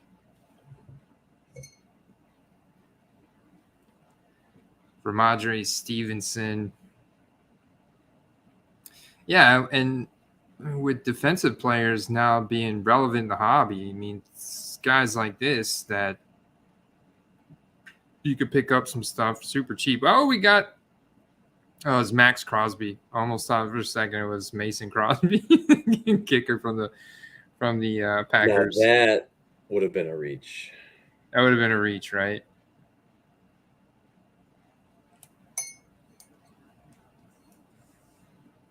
Man, this. All right, now I got to go back to my thing. Let me see something here. Let me find something. I got to say, I know that I got Adam Thielen at his ADP, but how is his ADP in the 13th round? I took my first defensive player. That just seems criminal. Yeah. Dude, he's got those cannon arms, dude. It's just like the offensive linemen stand no chance. Let's see. But I can't go all defensive player here, so I'm going to think quick. See what we got here.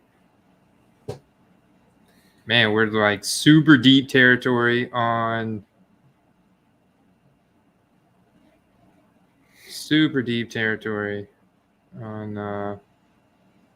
what happened to my I gotta get out of this. I forgot I had some stuff typed in. Oh, okay. Geez, so we're not like crazy deep territory. Oh, Gronk's still out there. But I mean, this is probably his final year.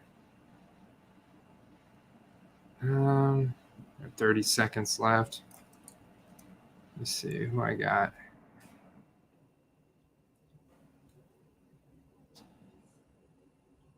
All right.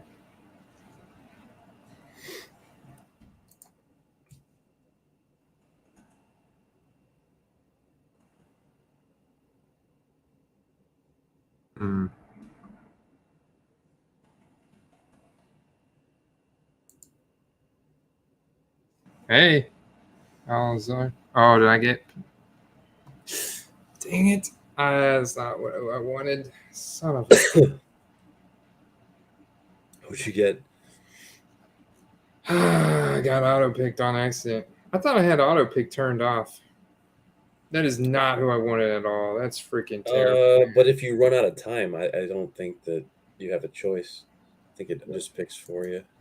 Yeah, well, I can change the settings, Steve. I'm the commissioner. See, well, if it 1 second, you could have paused it. Is it unethical to pause it now and change my pick? Is this going to cause a lot of controversy out there? Left. However, I have to go to the bathroom. I'm pausing the draft. I was about to make my pick. Did you not? I had my button on Alan Lazard. You guys can bust Andy's balls. He's got a long running history of auto picking. That sucks. Malik Willis. I like the Max Crosby pick. I'm not gonna lie.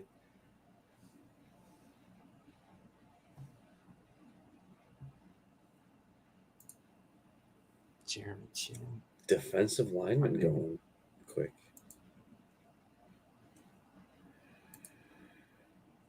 Do I want to start defensive playing drafting?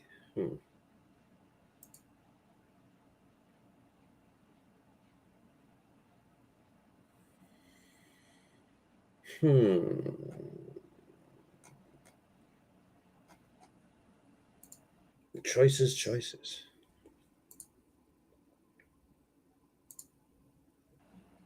is bad. Just so bad.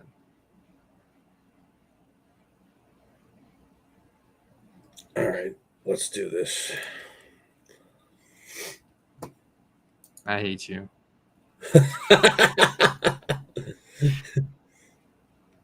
I could have taken anybody but freaking Jeremy Chin.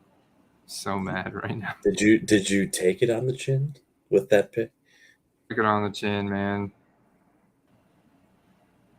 Let's see. How many picks did he have last year? I'm pretty sure he was actually ranked decently high. Yeah, he's decent. He's decent. Number 22 in terms of safeties. But Antoine Winfield was a second-ranked safety. Yeah, but we're going by pure defensive backs, not. He led Carolina in tackles, actually, believe it or not. Wow. 170 tackle. 75 solo. One interception, though. Okay, chin up, Andy. Chin up. Time to move on.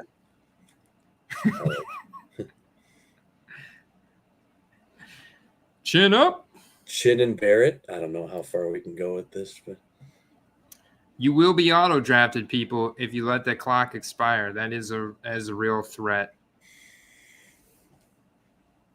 Well, the Carolina secondary is actually pretty good. I know they're in the NFC South. I've not acknowledged their secondary for anything in my entire life, except for J.P. Horn last year. Chin is going to be the Kyle Pitts of this draft for you. He's going to have an exceptional year, and you're going to be like, I totally meant to do that. I hope so, man. I hope so. If not, I just wasted my 14th round pick. But I'm gonna stay positive about it. He had 107 solo tackles last year. Let's go. Let's go, Chin.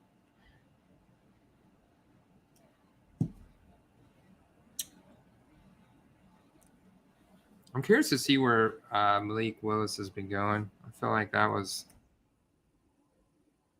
Malik Willis. Well, you know, the thing about this ADP board that does get a little skewed compared to our draft is it doesn't account for the IDP draft selections that have been going. So true. You know, that's a little skewed. Not it's Bush Sleekers. Oh man, you're funny, dude. No, I'm not drunk. Only on my second beer. Just chilling, just a casual Monday night. Chino, Blaine, yeah, Blaine's a Panthers fan. I'll trade you, Blaine. Let's trade, man. Let's trade right now. I'll trade you, Blaine. You got Devin White, dude. What do you want for Devin White? Let's make a trade. Serious. I mean, I got Jeremy Chin. You got Devin White. I'm sure I've got some other talent on my roster that you may be interested in. We can negotiate. In fact, I'll trade you your pick right now. Cash money. Oh, Late Stick, I'm so glad you're here. Late Stick is making me feel a lot better. I'm glad he's going to have a solid year. He's a top-end fantasy option for DBs. Plus, he can slot in at LB. Oh, man, now you're talking my language. Now you're talking my language. This is probably a valid bet here. I don't know, man. I'm not queuing anybody up, so you know I can't let any of the other league mates in on my upcoming picks. Over under is 3.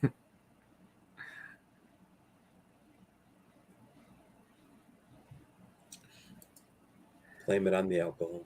Blame it on the Henny, the slightly mighty low-cal IPAs. The first kickers off the board. Wow. Evan McPherson. I actually got him in the other draft. I think, you know, it's a great pick with being hit. He's so young, you know, he's going to be kicking the ball a lot, obviously, with how good the Bengals are. So, Evan McPherson's a stud, too. He's clutch. He's clutch. There's still quite a few good players out there. Yeah, you know, it makes it very interesting with the IDP roster spots.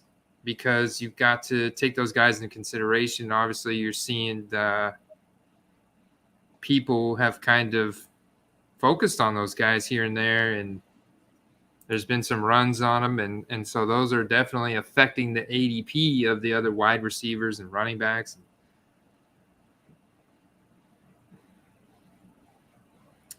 So I've got kind of filled in my team here. Got already a couple bench spots. Still don't have a DL or kicker. My 3 IDP flex. I got Jalen Hurts there, Sutton, Olave, Burks, Schultz, Bateman, Higgins, Josh Jacobs. Yeah, that's right. And I got Irv Smith. That's right on my bench. Traylon, Rashad White, Breece Hall, my RB1, Josh Jacobs, RB2, Dak Prescott, T. Higgins. Wish I had. Yeah, I think it's important to go. Oh, Aiden Hutchinson off the board at 14.12. Isaiah Simmons, Brady going on a little defensive player run there. Yeah, I mean, that's if that guy ends up being a stud, you can have him his whole career. I mean, he hasn't played a single game yet. We're doing pretty good. It's 10:26. We're an hour and 46 minutes into this thing, and we've got 33 total rounds. We're moving at a pretty solid pace, man. I think we might finish tonight. I don't know. We're gonna see. We're gonna leave it up to the chat. There's a couple East Coasters that I know got to get up early, and we're gonna kind of let them dictate when they. Derek might be the comment of the night. IDP.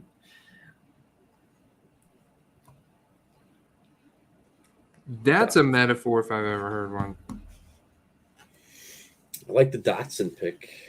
Not a fan of the IDP. Saying it's rough. Jahan Dotson? Yeah, you got to think that Washington could be set up to get a really good quarterback in the draft next year. I'm going to see what his ADP is. I know that he was a late, he's older than a lot of the other guys coming out. 10th round ADP, but obviously with the IDPs like we talked about, fifth going in the 15th round here. So great value on Dotson there. Great value. Tyler Lockett at a good value. Tyler Lockett, where's he at? Hello. Tyler Lockett there. 14th round ADP. All right. Jimmy G, Messiah. Who does Messiah have as his QBs? Because I know he punted. Well, yeah, because he went Burrow and then he punted QB all the way down to now getting Jimmy G in the 14th round. Other than that, though, he doesn't have a starting QB. Burrow's his only starting QB. And it looks like Jimmy Garoppolo is going to get released here. Trayvon Diggs off the board. DJ Chark off the board. Liking that Chark pick. On the 1-year prove-it deal with the Lions. Round 14 ADP. So it's a little value there. And Chark, he was supposed to go next to Russell Gage. But Boggy, this is the second time he's done that now. Reached on Gage, got Chark at a little value.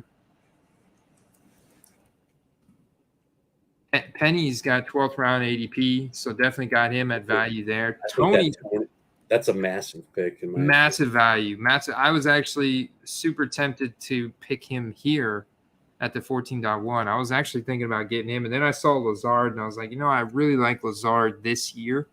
even though Tony he's younger, he's more explosive, he's just an insane athlete. And his ADP is 11th round. FFPC Superflex Dynasty Startup League ADP for May 13th to June 13th is 11th round. So massive value on Tony there. Let's see what Troop does here. I like Logan Wilson on Cincinnati. I guess I got to start kind of thinking. Steve's up next. Let's see what you guys have kind of been doing here and maybe get a sense of where you're going to go. He's got 2 QBs, Russ, Trevor Lawrence, got Jamar Chase, Waddle, Kamara. With Zamir White, all right. Man, I was actually potentially going to draft him. That's okay. Zamir White, solid pick in the 15th round.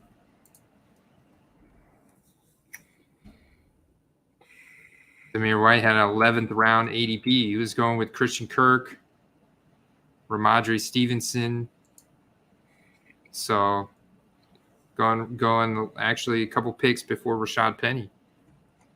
Trey Hendrickson, he had a massive amount of sacks last year, didn't he? Yeah, I was looking up a little ranking sheet for IDP. He was actually pretty low, like not low, but much lower than I thought he would be. I think maybe they're not giving him the benefit of the doubt that he can repeat that. So, I am willing to take that bet. Did you? Yeah, did you? Yeah, but I think it may be because of his age. I 27? think he's. Is he 27? I thought he was a little older, but. Yeah, I think 2018 was his rookie year, if I recall. Well, if that's the case, that's not bad at all. Yeah, and for hobby collectors that don't know, he only has 1 rookie card. Man, see, that's a great pick. Ryan Tannehill at the 15th, Snorlax following up Winston, Zach Wilson. So he punted the QB position, actually making up for it here late. I like these picks at QB. I think that Messiah should have went Tannehill instead of Garoppolo. But, I mean, I guess Garoppolo is a couple years younger, but I don't. Okay, shoot, I'm on the clock. All right, I can't let these guys win this bet.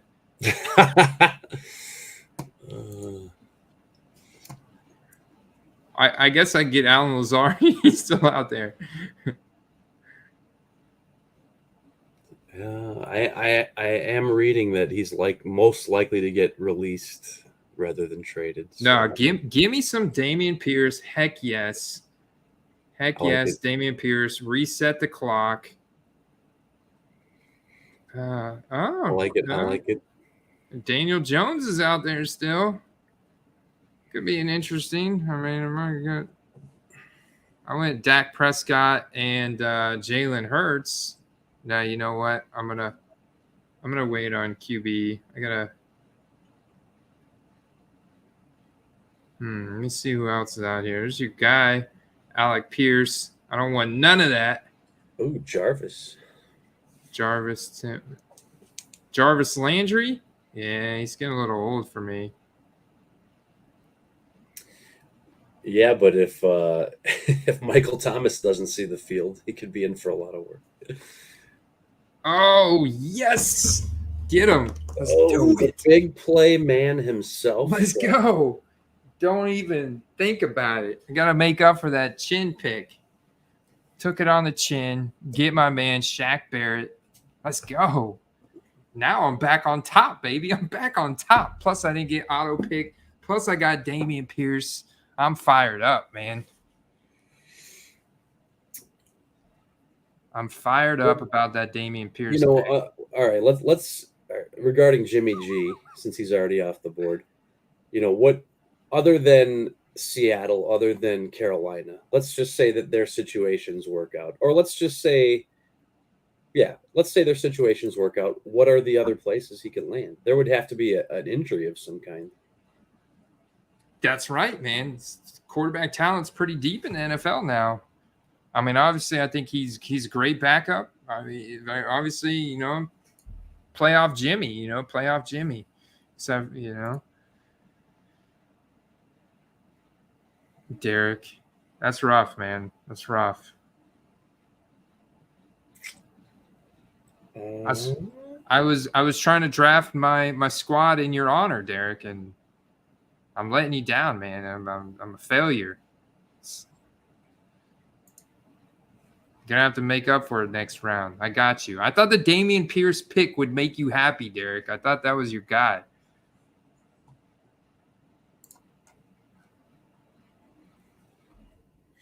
It's funny though, once everyone starts grabbing defensive players, like you start seeing like skilled position players just power sliding and staying on the board much later than expected.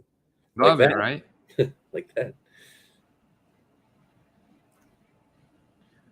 Love it. Like Ronald Jones at 16-6. Is that what you're talking about? CJ Mosley. It's a solid pick. The Jets defense looks a lot better this year. Jimmy G to Green Bay confirmed. Aaron Rodgers to the 49ers confirmed. What? No. Get out of here. Aaron Rodgers is going to be buried in a Packers uniform.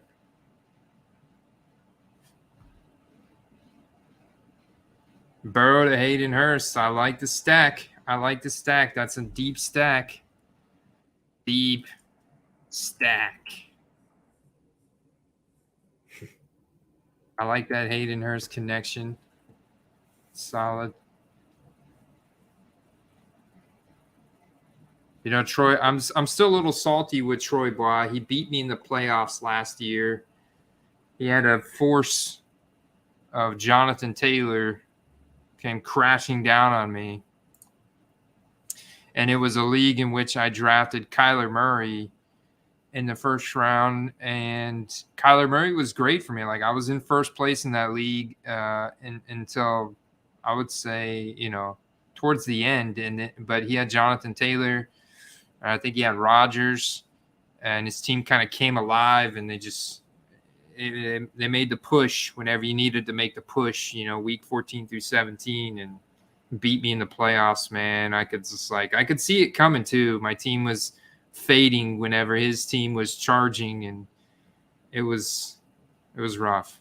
Yeah, it's a lot of it is when your team gets hot. It's like that, just like real football. If you have momentum going to the playoffs and the other team kind of doesn't, there's not a lot you can do. Yeah, it's that momentum at the right time, man. Nyheim Hines, man, the talk of the town in the OTAs. Not very often when the head coach says that if he played fantasy football, he'd draft Nyheim Hines. He said he'd take Nyheim Hines in the first round. He said, I'm stacking Jonathan Taylor, Nyheim Hines. And then I'm coming back with Matt Ryan in the 9th. That's how you build a championship winning roster, according to. Yeah, I mean, you got to think the Colts know what they're doing. They're quietly putting together a really good team. Blaine got autoed. Blaine, wake up, brother. I mean, at least he got a good linebacker. It's probably the best available. Yeah, that's a good point. Blake Martinez. Sure. Expected to be limited to start camp. Well, start camp. Yeah. Well, let's see. Okay. Yeah. His projections. I was trying to see what he did last year. Okay. Some solid tackle numbers on a weekly basis. Look at to finish the season, especially. Dallas, Baltimore, Cleveland, all double-digit tackles. Even had one sack. He haven't had one sack against Dallas there. Not a whole lot of forced fumbles or interceptions. No touchdowns, but hey. Well, Hines has been lining up in the slot in camp. I was actually looking at getting him next. So, I mean, if he spells at running back and then plays at least half the game at receiver, I mean, he's going to go crazy. Yeah, will I say mean, I this. would. We had someone ask about Kamara earlier. I think it's deep enough in the draft that I could talk a little bit more about it. David Johnson visited New Orleans today. That's obviously David Johnson is like ancient, but he's still playing. He could be like that. Well, isn't Mark Ingram still on New Orleans as well? Yeah, Mark Ingram is still Is he? playing. Yeah, Mark Ingram is still playing, still in New Orleans. He's the oldest running back in the league by a mile. But David Johnson's getting up there. He's probably right behind him. So they're like getting David Johnson's 30. I don't know how old Ingram is. Let's look Ingram is like turning 34 this year. I mean, I'm gonna look him up real quick. He's 32. Yeah. It's old. I'd say that's like close. I'm like, I think I'm 36, so he's younger than me. But for a running back, 32 and a half. Yeah, he's still playing for the Saints, man. He's gonna retire as Saint. And yeah, what's crazy? Okay, so they bring in Johnson. So obviously, Houston, David Johnson is just absolutely buried on the depth chart. They bring in Marlon Mack. They draft Dameon Pierce. They're stacked. They got Rex Burkhead still. They're stacked. So David Johnson is an interesting insurance in case Kamara gets suspended. Maybe they're worried that he's going to get suspended, miss time. To me, that's kind of what that says. Mm-hmm. Unfortunately, I feel like they have depth. They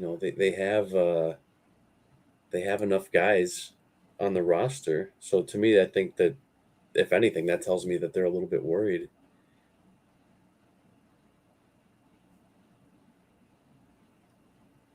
Boggy's been sniping every round. So let's see who he goes this time.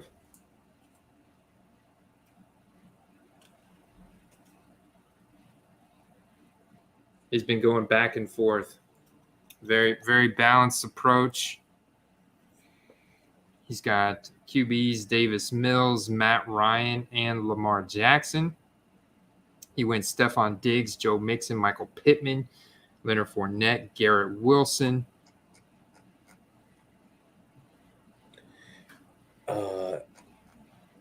Andy, could you talk a bit about the taxi squad?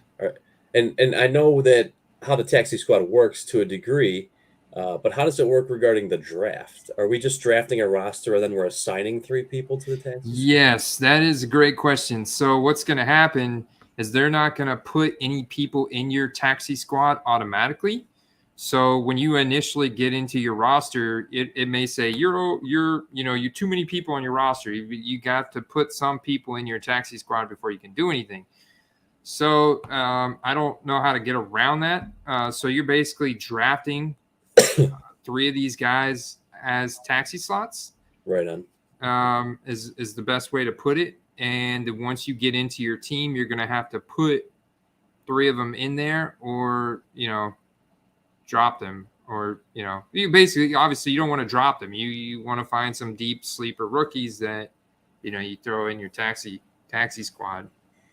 But that's what those extra 3 rounds are, because technically, if you look at the roster construction with the 13 bench and the should be one quarterback, 2 running back, 2 wide receiver, 1 tight end, 3 flex, 1 kicker. That's 10, and then you've got 3 IDP flex, and then a defensive player or defensive lineman, defensive back, and a linebacker. That's 16 active roster spots, and then you have another 13 bench.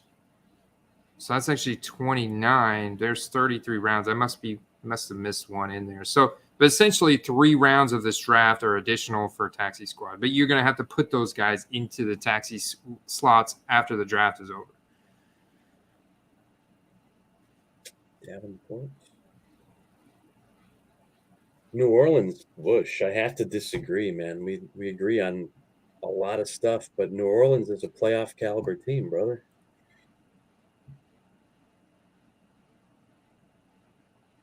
What? Yeah. There's no way New Orleans is the worst team in football this year. But it's like, yeah, man. I hope you packed a lunch. I hope you packed a late night snack because we're dug in, man. We're dug in. Oh, Blaine got nabbed by the infamous auto draft. I did too, Blaine. Right at the last second, man.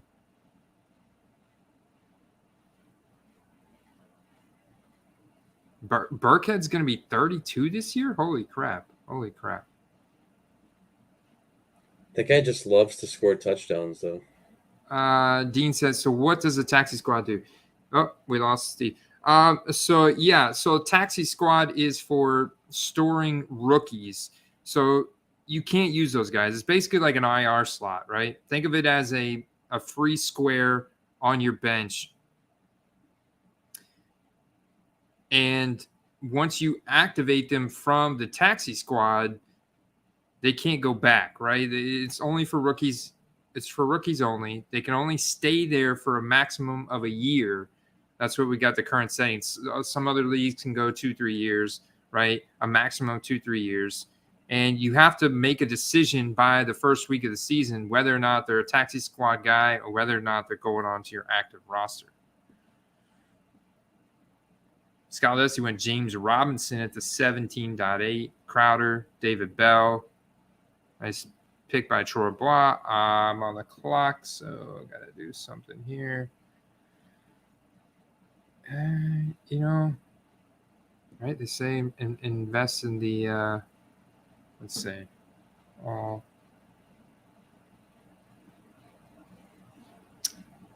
like this. Trey McBride on Arizona is a really interesting pick. And see, he's a guy I may put on my practice squad. Ooh, I like Kyle Hamilton there in Baltimore too. Patrick Surtain, that's a nice DB pick. Y'all still leaving Alan Lazard out there though.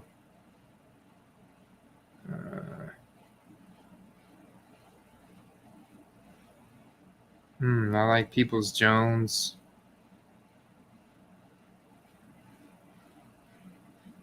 I gotta do this. Yeah, I'm doing Daniel Jones.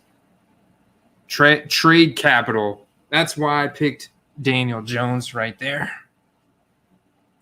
I'm gonna use Daniel Jones as a pawn this year, just like I intend to buy, or I actually have quite a few Daniel Jones cards. I'm gonna sell them at the beginning of the season. I'm gonna trade Daniel Jones to somebody in this league this year. You mark my words, Steve. I think he's going to be just fine, honestly. I think he's going to do well, man. He's in a contract year. He's fighting for his next contract, wherever that may be. You bring in Brian Dable, they're going to fully test him out, man. So he's going to be put to the test. I think it's going to lead to quite a bit of production. I may even start him. Shoot, I may even start him some weeks, but you got additional weapons. You've got much better offensive coaching, better offensive line. So I'm surprised that he was still out there, honestly. I think I made Snorlax panic a little bit. He drafted Carson Wentz 3 picks later. I just had to get. I don't know. Let me see what Daniel Jones ADP is. I may be way off here, guys. So I'd love to hear from you guys in the chat.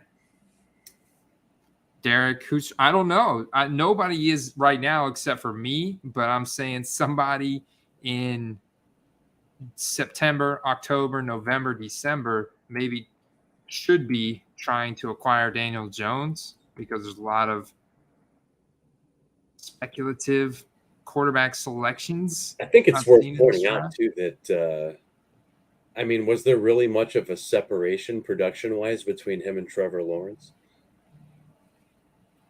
Dude, Daniel Jones ADP in Superflex Dynasty startup leagues is in the 9th round next to Jameis Winston. That's, I guess you could say 11th round in our league because of the IDPs, but that was 7 rounds ago. Like I just couldn't. I couldn't pass him up. Well, look at it this way: he's a starting quarterback with upside that has a QB oriented coach that made Josh Allen from like basically a bum into one of the best quarterbacks in the league. I did compare Jones to Lawrence, and until Lawrence does anything, I'm going to keep making that comparison. Yeah, Saquon's fully healthy. They've been lining him up in the slot out wide. You got little Wan'Dale Robinson running crazy in there. You drafted Evan Neal. You bring in Brian Daboll.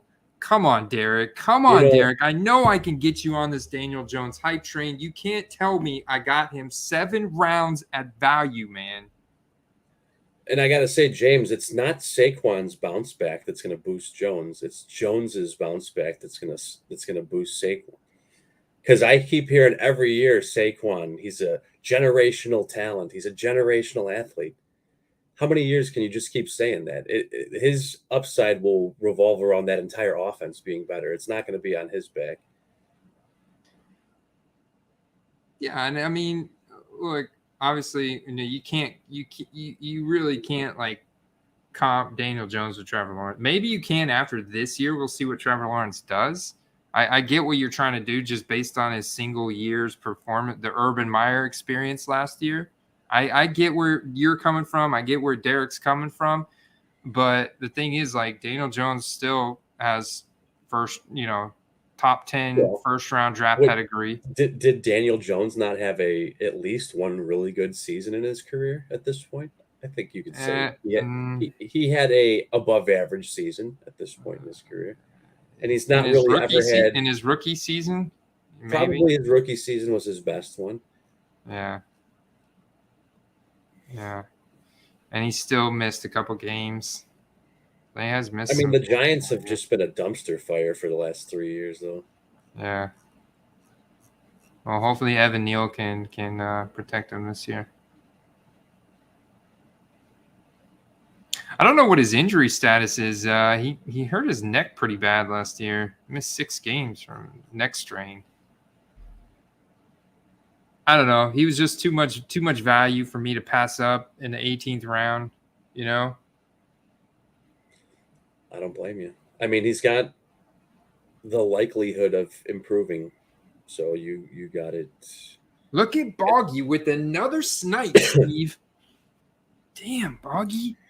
I mean, if you compare him to other guys that were available, I mean, it's an absolute steal.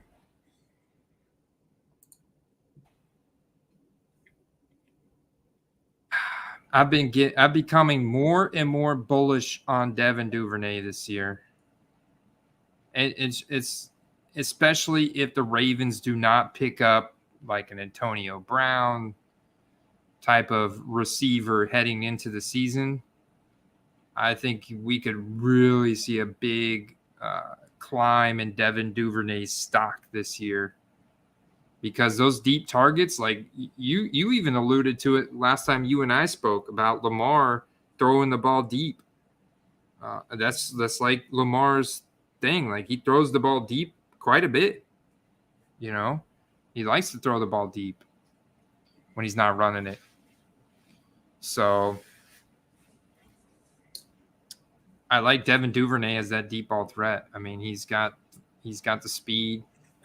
And I think the reason you take Duvernay isn't simply because he's going to be up the depth chart at receiver, but also because every team is using a gadget type player all of a sudden, and he kind of fits that profile for that team the best.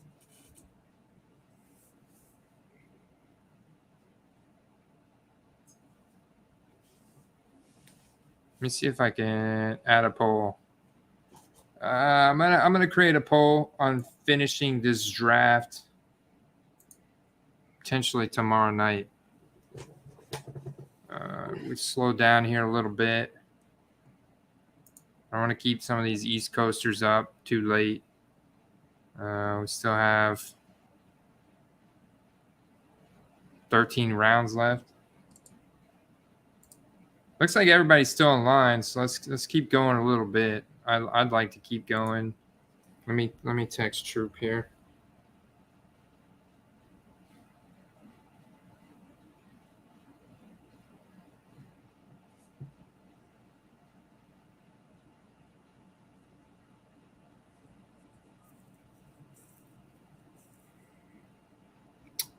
Marcus.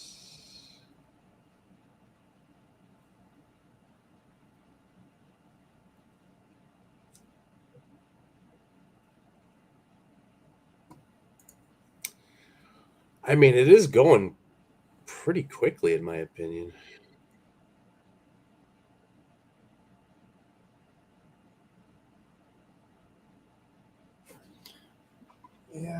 Yeah, I know. Yeah, it's moving. It's moving. If as long as I'm ready, most of the time I've been making my picks pretty punctually. No.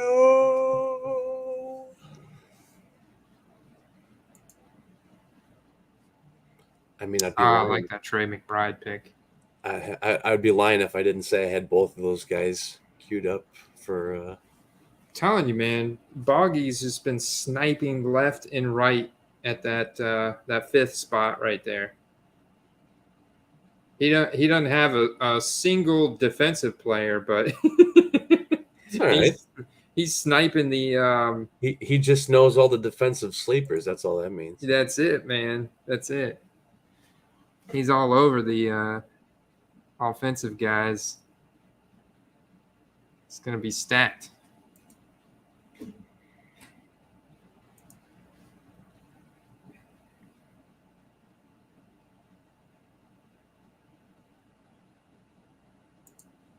Decrease pick time. James says decrease pick time. Pretty sure once the draft starts, you can't change that. I can. Oh, really? Yeah, I can. Let me see. Let me post a chat. That's just gonna lead more. That's gonna lead to more auto picks, and I don't think that's a good idea. Should we Paul's draft here at 11 or decrease pick time to 60 seconds?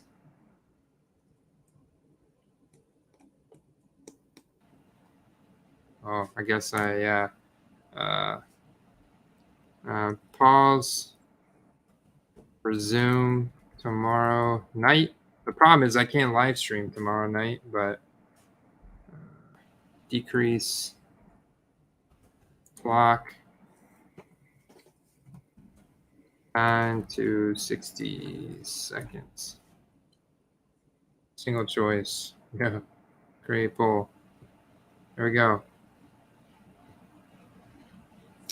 It doesn't even seem like many people are taking the full minute and a half either way. Oh, whoa, I'm getting a ton of votes for decreased clock time to 60 seconds. So let's just go ahead and do that. Let's see. I think I got to do it from my phone. That's right. This thing is, the web app is a little goofy. Here, I got time. Who'd you pick? Tyler Algier? Nice pick. Yeah, I mean, he's at least got potential to play some this year. We're kind of getting to the little bit of meat on the bones part of the draft. Messiah said 30 seconds. No. We go to straight underdog time. I mean, if this was like a friggin' freebie draft or something, sure, but this is actually the part of the draft that you need the most time because it's not an obvious choice right now. 30 seconds. All right. Well, I'm on the clock now. I gotta just make my picks because oh man, y'all got me on the clock.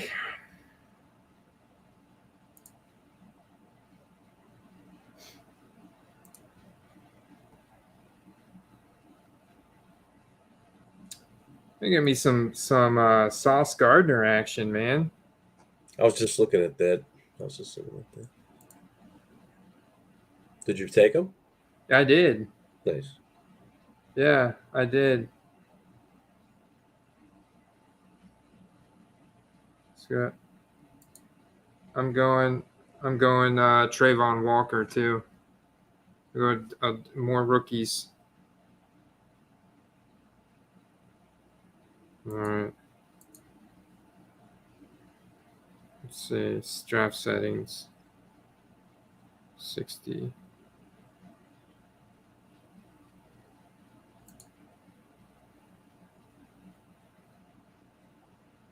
See, clock automatically changed. Now we're down to 60 seconds. People are rushing now.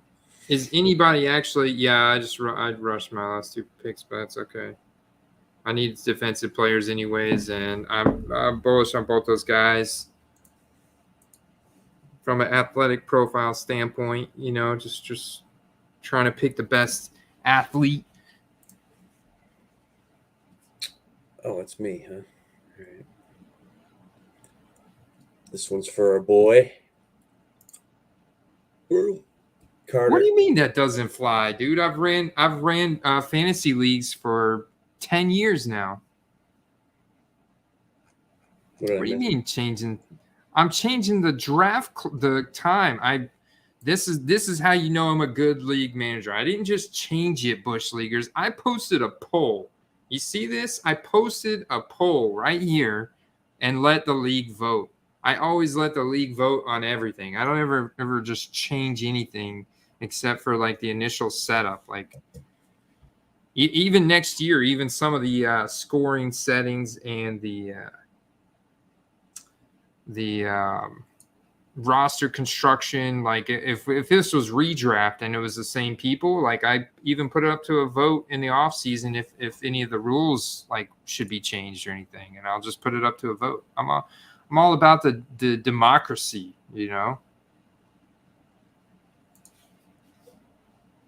Thank you, Roses. I did.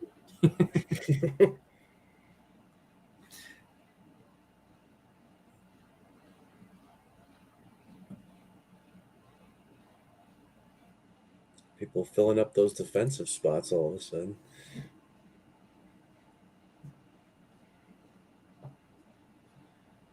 I think we can get through this. We're cooking, man. We're cooking. It's 11:02. We can do this. Desmond Ridder at the 20.10. The Honey Badger. I almost missed your pick, man. The Honey Badger at the 20.5. Going to that elite defense down there. Yeah. He won't have to win games by himself anymore. I got to take a peek at your roster here. Justin Jefferson, Austin Eckler, Tyreek Hill. Love it. And what Troop calls the creeper offense, because Mike McDaniels looks like a creeper.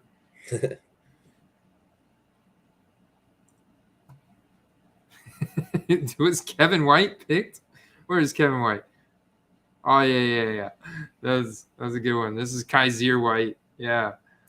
Kevin White. There were rumors. I think there's rumors every offseason that Kevin White is going to come back to the league, and there's like some picture of him living in Costa Rica, and he's all ripped, Yep, that's just another blunder by the Bears. They always draft these guys that never work out.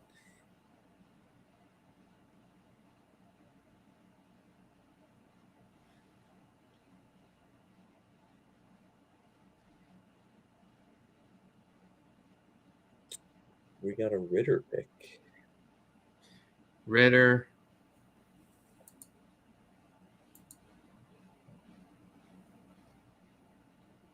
See, this is definitely strengthening my my knowledge of the defensive player pool. I like that. Playing Madden a lot used to help me do that, but I kind of took off Madden for a while.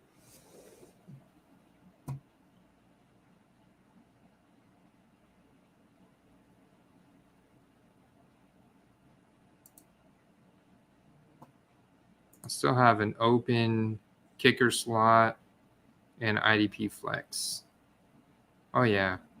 We got tons of juicy depth left. Oh, man, there goes Tyler Boyd. B-Goat, nice pick. 21.2. Baker Mayfield, 21.3. Ridley's stacking up QBs now. Ridder, Mayfield stacked there.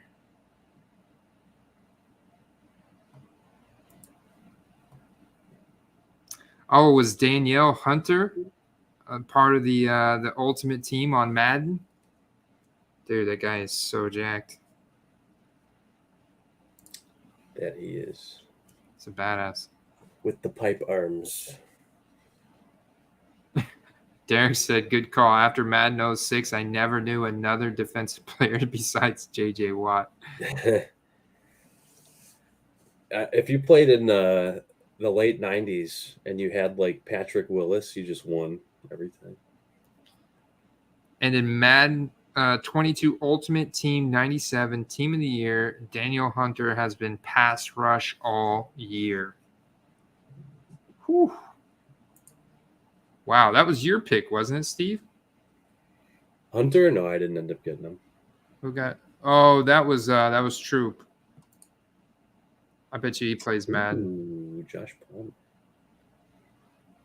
Oh, snipe! I'm telling you, I did go a little Vikings heavy, so I was trying not to like overload.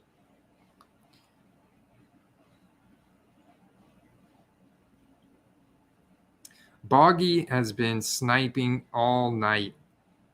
He gets the Jackson. It's the snipe award for the night. Let me check with Josh Palmer, 16th round ADP.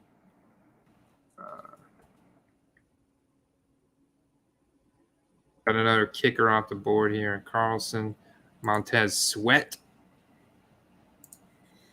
Are you ready for this? Oh, Tampa Bay Hall of Fame linebacker Levante David. Let's go. Slips out of my grip.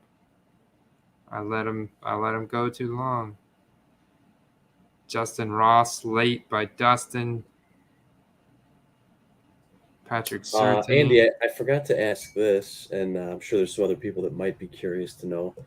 During the season, is there, and how does the free agency work? Is it like free agent dollars, or is there a waiver system? Yep. Yeah, it's a waiver system. It's a standard free agent auction bidding system. So, you have a budget that you start the season out with, and let me get Khalil Mack here. Nice. And then you there's some interesting some interesting picks left out here.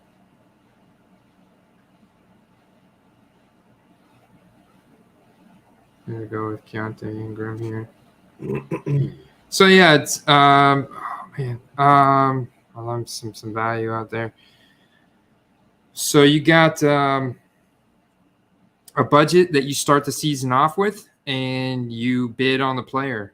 And there is a seed that it's stored. So basically, like if you say, for example, you want a player in the free auction bidding system week 1 for $11 or whatever the amount is. And then in week 2, if you were to tie someone, the tiebreaker would go to the person who hasn't been into the free agent auction system yet, basically, right? So right. If you were the last one in there, then if it comes to a tie in bidding, the newer person in there is going to win. Otherwise, it's all based on whoever has the largest bid for that player that week gets to keep them. But that comes out of your bankroll, and you only get that 200 sleeper money per season. So it's done on an auction system to where you have to strategically balance your bankroll. And then, of course, if you're at 0, you can still add people. You just can't go up against any competition because people can then win them for $1,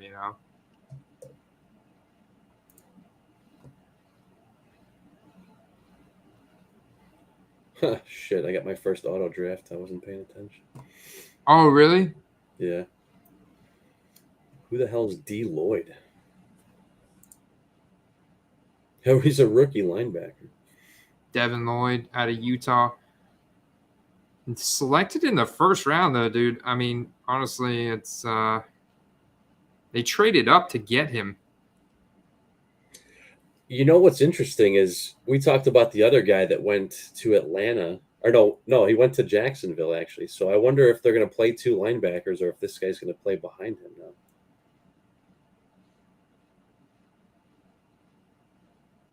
Let's see. Another kicker goes off the board. Harrison Butker, Marlon Humphreys. Boggy finally getting on some defensive players. I'm going to see how many running backs I've got. 1, 2, 3. Yeah, 4, 5. No, that's not even mine. Got 1. But I got my other pick here. Yeah, Josh Jacobs. So I got Dak, Hurts, Brees Hall, Josh Jacobs. Then I went Higgins, Bateman, Burks, Schultz, Olave, Sutton, Rashad White, Irv Smith. Then I took a couple of defensive players there. Jeremy Owusu or Amora Cora, if I said that right. Jeremy Chin, Damian Pierce, Shaq Barrett, Lazard, Daniel Jones, Sauce Gardner, Trayvon Waller, Khalil Mack, Keontae Ingram. Now we're coming back. Quandre Diggs with Ridley there. Donovan Peoples-Jones, who I've been eyeballing, goes to B-Goat. Late. Brady back on the clock. Honestly, the pace that we're at, we're almost in a 30-second per pick pace. But, I mean, if everybody – oh, you might want to turn your auto pick off, Steve. You're still out there. How do I do that? Go up to the top of your draft board. There should be – it should let us have a little banner. Yeah, because if not, it'll automatically pick someone when it gets to you next time. Like, it won't even wait. Yeah, I was scrolled down. I appreciate it because I didn't see it. Alphabet guy.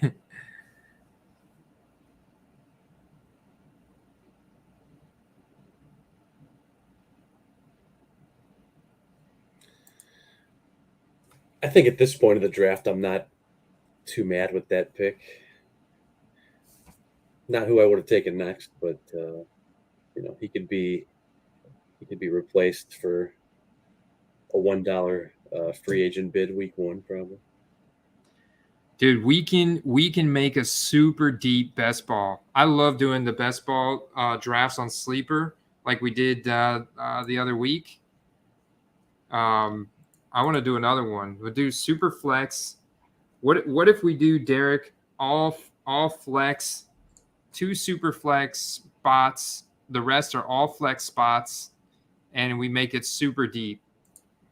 I've always wanted to do like a really deep best ball draft. And what are we talking high stakes here?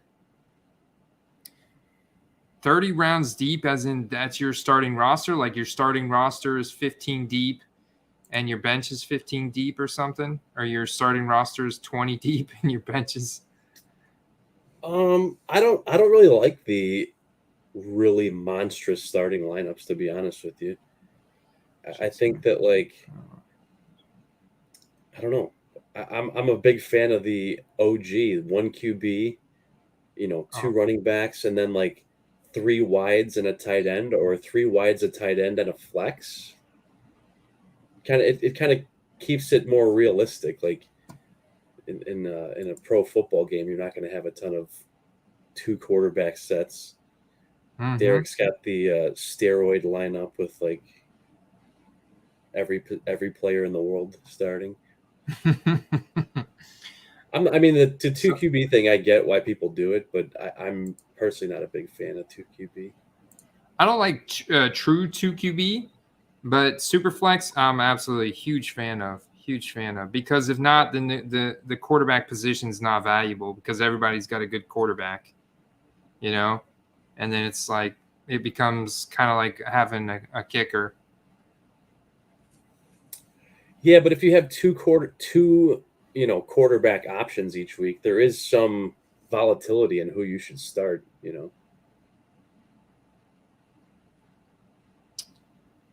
Absolutely. And that's why we got the Superflex spot. Let's answer this question by LOB Roses. So She had a question about collection, sort of a preference deal. How do you guys feel about duplicates? Now, obviously, people want multiple Herbert rookies, Burrow, etc. But what about like parallels? How many of the same card do you consider is a good amount before not buying any more of the same card? That's a great question. What did you say, Steve? I think if it's an investment, I don't think there's really a limit. I mean, Herbert's a really safe investment. So if you're able to secure, especially like let's say Prism parallels, I mean they're not cheap, but if you can grab a bunch, there's not going to be any problem getting rid of them if you need to, and the probability that they go up over time is pretty high. So, I mean, here's an example. Like we talked about it a bit last week in a few other episodes. Like prior to last season, I bought quite a few Mike Williams optic optic prisms and Cooper Cup optic prisms. Now, granted, I didn't hold on to the cups long enough. I sold them like week 4 or 5, but I went on ComC and bought like, I don't know, 8 to 10 of each guy. And I probably tripled up on all of them. So, I mean, if you find a card that's liquid enough, then just load up. Yeah, I think it also depends on the price point. Like you're saying, yeah, how liquid is the card? What's the price point? If the price point's good and it's liquid and it's a player that you're bullish about this year, the future, and maybe it's got some PC value to you, I would say, yeah, load up. Like Steve's saying, like if you really believe in the play, like that's the one thing I wish I would have done when I first got in. Whenever I bought Patrick Mahomes rated rookies for $25, like I wish I would have just, like he was the very first player that I bought. Like I remember buying Pat Mahomes, I bought Chris Godwin, and I was going through my collection. I bought a Brady rookie card that time for $45. So but I wish I would have loaded up. Like I also bought a bunch of other, and yeah, of course I hit really well. 2020 obviously made a massive, like really good profit and everything, but there was definitely a lot of cards that I didn't hit on, and I should have just loaded up. Like looking at the returns, should have just loaded up on Pat Mahomes rated rookies, just poured everything into it. So from that standpoint, like honestly, it depends on what your budget is and your bankroll too, and your risk threshold. I bought a pile of Burrows, but I bought him when he was having off-season knee surgery, right? If you got a guy that you're willing to take a risk on, then it's, you figure out what your budget is and then buy desirable cards of that player, and it doesn't always have to be an obvious choice. It doesn't have to be Herbert, Burrow, etc. I got a lot of heat for talking about buying Goff rookie ticket autos a couple months ago. You could have got them for $100, $125. They're selling for $300 now. So, I mean, it's not as straightforward as just buying the best guys. Like the demand for players does fluctuate week to week, month to month, day to day. So you just got to be in at the right time, out at the right time. I like the Hardman pick. It's a great value there. Hey, man. It is swinging for the fences. And he's a guy that you probably remember they were using him as a running back quite a bit last year.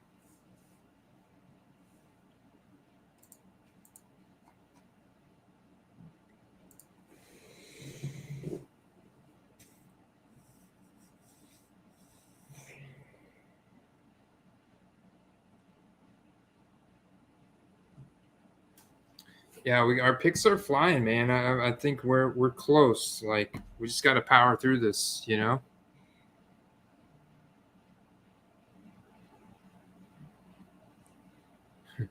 Velus Jones finally goes 25.2. Coincidentally, he is 25 years old, right? So he's like one of the oldest players ever drafted. You guys basically drafted the guy that was in high school till he was 20.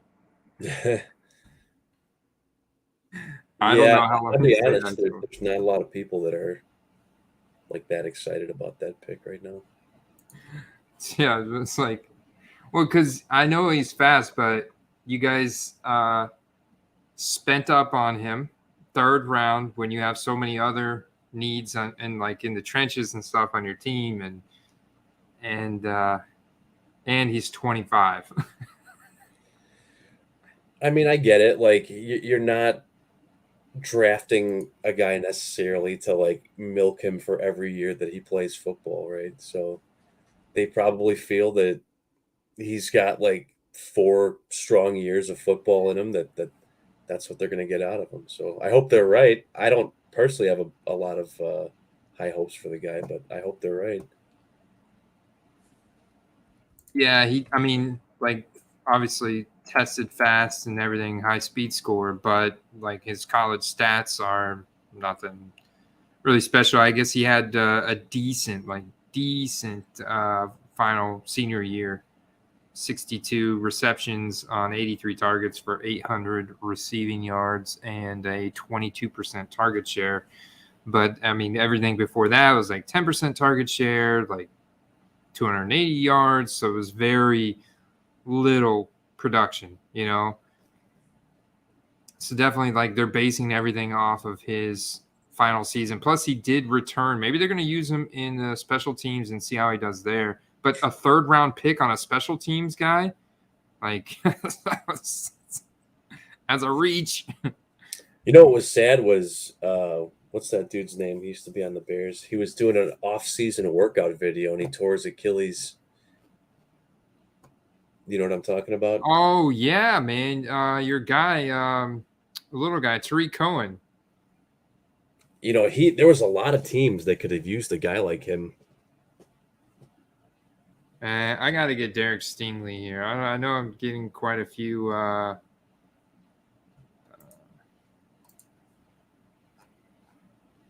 me see what. I have to get like offense. Jordan Love, Kyle Trask is out there. Uh-oh.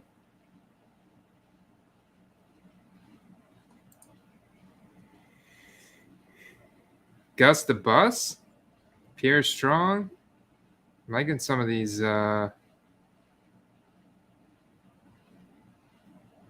Pierre Strong pick is interesting. KJ Osborne. I'll take. We're kind of like Terrace Marshall here. Oh, KJ Hamler. I don't know what his return timeline is like, but he's going to be with. I'm going Hamler, man. He's going to be with Russ for the next 3 years, roughly. That could be nasty connection, man. Andy, I give you credit, man. I completely didn't see him on the list. That's a great pick right there. Yeah. 4.2. Yeah, I mean, he ran a 4.27 on his pro day. Best comparable to Deshaun Jackson. Just we got a Trask sighting. Trask sighting. Uh-oh. The Drew Lock drafter would take Kyle Trask 2 rounds later. He's got Malik. He also took Malik Willis. But that was way okay. Let's see where he took. Oh, yeah, he did get Justin Herbert, but then he totally punted the. Let's see where his other pick was because he traded. Yeah, okay. So he's missing a pick in the draft because he traded 2 picks to get it move up there to get Herbert. But I can see why he did it because he took Malik Willis. Like he's not going to have another starting QB, so he's kind of throwing some darts out there. Unless I'm missing something, I don't see. No, yeah, he doesn't.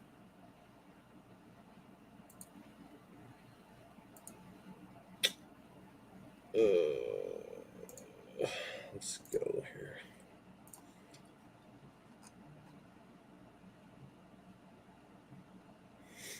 That was a time's running out, and I don't have anyone queued up. Pick. But you know what? Hey, I needed a kicker, and he's a kicker, and he's on the Cardinals. Cardinals. There you go. Matt Prater, man, he's a Hall of Famer. I think Matt Prater's close to being a Hall of Famer, dude. There you go. Finishes 6th in scoring average. Yeah, I mean he's been around for a long time. I saw him on there and I was like, ooh, nice, Denver. And then I'm like, crap, he's not on Denver anymore. Look at this scroll bar of fantasy relevant years he's had. 2005. I'll take it. Before he was Sleeper, another guy that if you had on your Madden team, you'd be doing well. James in the chat representing. Much thanks, James. James in the chat represent.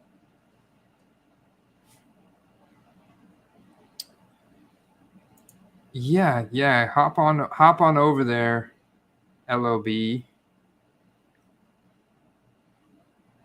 I miss any other questions? We got the peeps. Oh yeah, you get a ton of value out of there. I mean, between the Discord and like the 20 different channels that we have in there, and everybody is super active. I mean, there's just so much information being shared back and forth in there, and direct communication with all of these like super experts on the quest. It's a lot of fun. I have a ton of fun in there. And then you get access to the Backstage Pass videos I put out every week, and the Auction Sniper articles, the other written content. Plus you get access to like our apps, like the Quest Shark web app that is, has a beta release out. That's a decent little tool. Plus we've, what am I missing? Oh, the monthly giveaway. Steve, missing that. And we did a Contenders Mega Box. You get entries into that as part of the Patreon membership. So you get a ton of that. And then depending on the tier you get, I send you a nice T-shirt. The T-shirts I send out are nice. They're like nice T-shirts. You like your T-shirt, Steve? Like, it's good quality. I do. I bet these guys in the chat can vouch for it. So it's actually one of my nicer T-shirts that I wear. I'm not wearing now. I'm wearing the camo shirt because I'm going hunting tonight.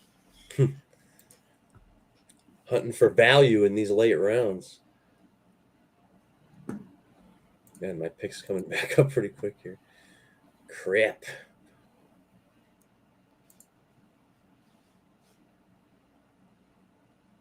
Yeah, I'm stoked to do the CSG reveal, man. Got all those. I cannot believe how quick those cards came back. I saw the picture and I was like, please tell me that's what we just sent out.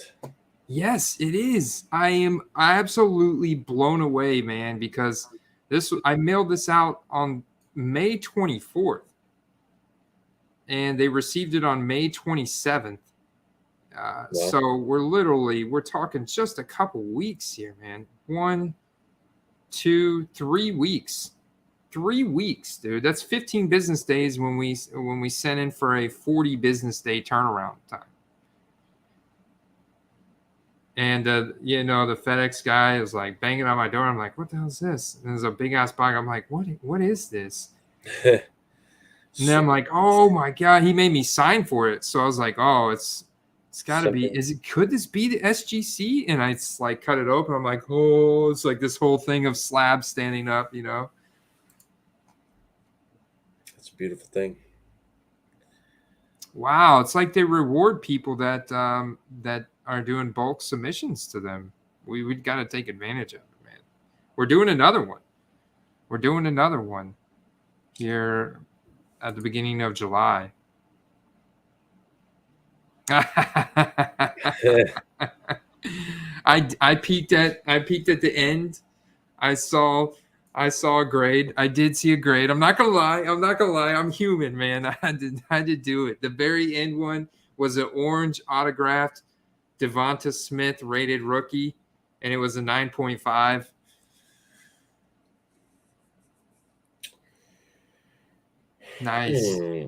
Nice. I'm looking forward to it. I'm gonna have to pre-grade yours very closely this time, Derek.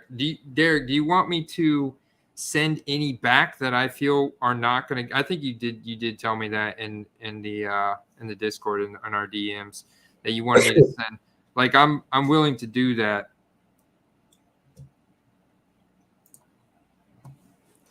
Yeah, I'm hoping we get some 10s. I'm hoping we get some 10s. That was really the only one that I peeked at.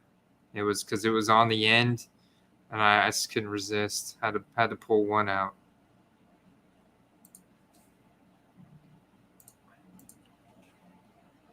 AJ Terrell, there's Pierre Strong. All right, now we're getting into the super deep sleeper range. It is. It's getting like a drop of water in a desert at this point. I'm going to go Jelani Woods. I'm going to go...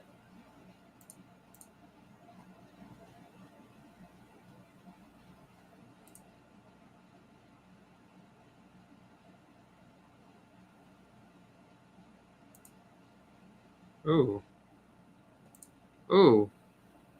You know, I'm surprising. Like, I know he's a veteran player, right? He's probably around Aaron Donald's age, but Chandler Jones in a win-now mode this year.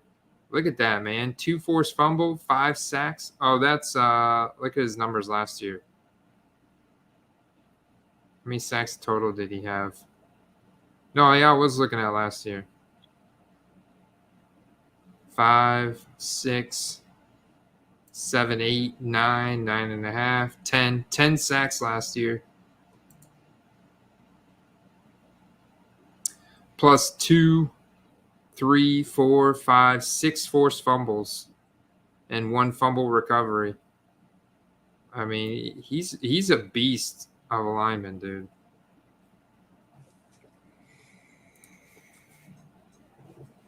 Oh man, this is the part of the draft where it's like, damn it, how is it possible that you took that guy that I was just looking at? You know what? I'm happy with this pick, even though I said I wasn't going to do it. I'm doing it. Let's go. This is when you got to dig deep, man. This is when you got to dig deep. We're so close to finishing.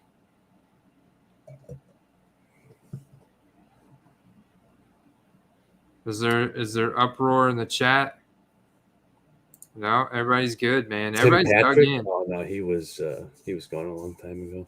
Oh yeah, Tim Patrick. Yeah, he went. Let's see, he went up here.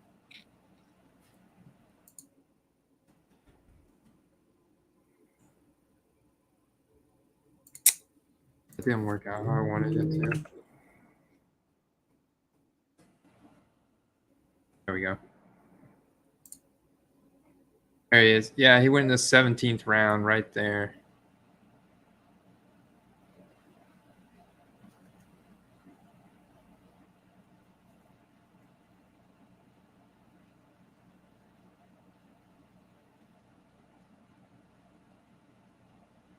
Oh, we lost Steve. I kind of like this mode because it does make the screen a little bit bigger. This is not a bad mode right here.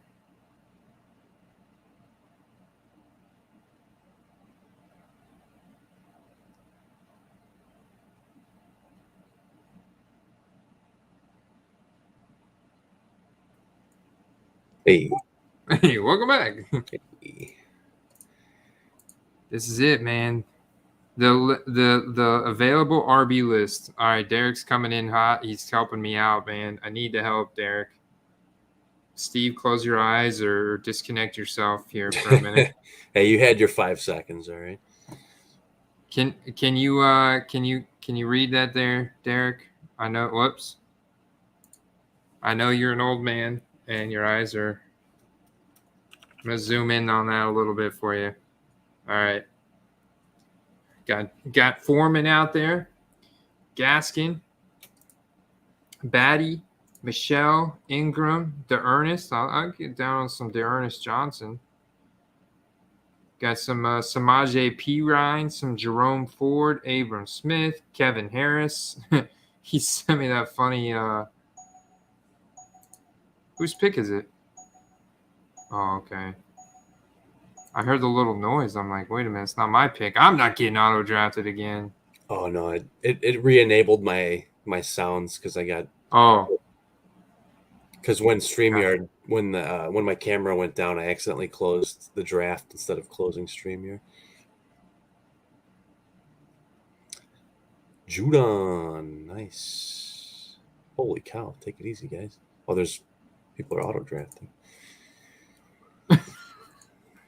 Okay. don't mind if I do. Ty Chandler, Zach Moss, got Boston Beantown Scott still out there. Justin Jackson, Mike Davis, Dontrell Hilliard, Zaquandre White, Kine Wagnu, Tony Jones, Tyler Goodson, Lamar Miller, Todd Gurley's still out there. Frank Gore's still on here. Frank the Tank.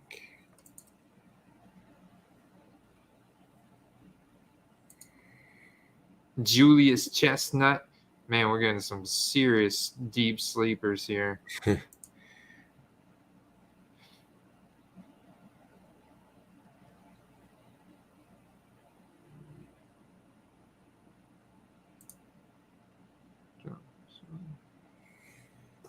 right. Don't snipe me again, all right? I'm ready. Me? No. the guys before and after me have done a pretty good job tonight.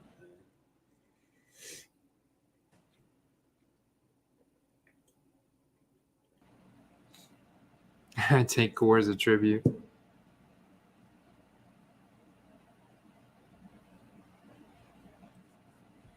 So now I wonder, we had a bit of action before the draft, people trading draft positions and stuff like that. I wonder after the draft if we'll see any action. It's possible, man. I've been fielding some offers because I have Trey Lance on my other team, and I've been fielding some offers, but nothing that's been good enough yet for me to consider. No, because the thing is, and this is something that's similar with the card market. Like you don't have any performance to recalibrate players' prices, so it's all based on speculation and hype, and that's kind of baked into their ADP and their current prices, in the off season. So it's hard to negotiate whenever it's like, well, this person is supposed to do this and everybody's got their takes, and that's how prices are based. It's all speculation until actual performance recalibrates players' prices. I think you have you have hobby enthusiasts in the draft, so you might have somebody that has an affinity for a certain player that might want to trade for them. I made sure to draft a few of those guys so I didn't make any bad decisions later.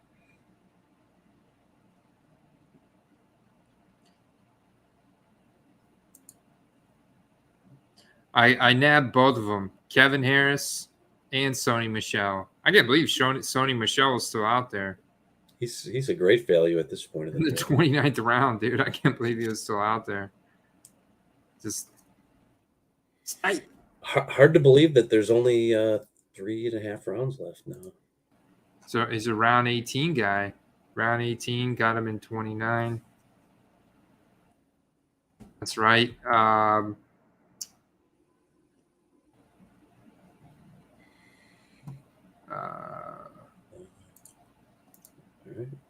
Derek sent me a picture earlier of Kevin Harris next to Pierre Strong, the two running backs that New England drafted this year. And wait till you see this. I mean, it's insane size difference. Let's see.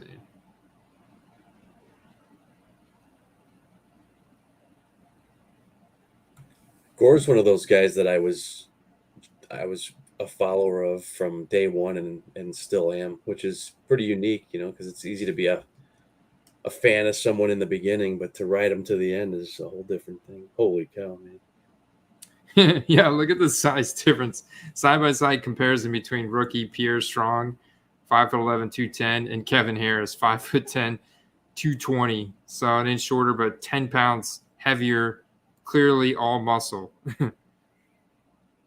Yeah, he's got some quads on him. Pretty cool, right? Oh yeah, I see Frank Gore on here. That is funny. Yeah, I think that's pretty cool. The 49ers, let's get him on a one-day contract so he can retire a 49er. Good for them. Yeah. Dude, that Kaiir Elam pick was true. Yeah, another Buffalo guy. Yeah, it's like that A.J. Dillon, Aaron Jones pick. Yeah. Such polarizing differences in builds.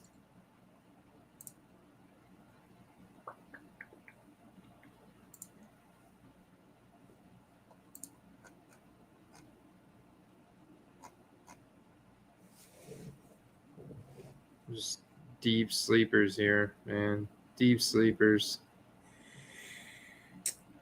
I think I got most of the true sleepers that I wanted at this point.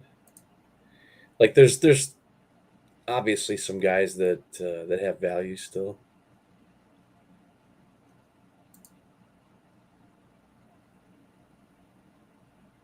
Alshon Jeffrey's still out here.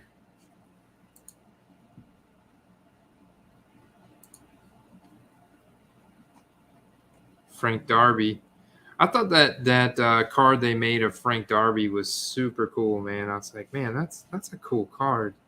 The picture they used for him on the Prism, I was like, they need to make other players' cards look that cool with that kind of action pose. I mean, he could end up he could end up doing something. I mean, that whole team has a new look. It's hard to say, but they at least picked up other guys with skill now, though, so that there will be competition.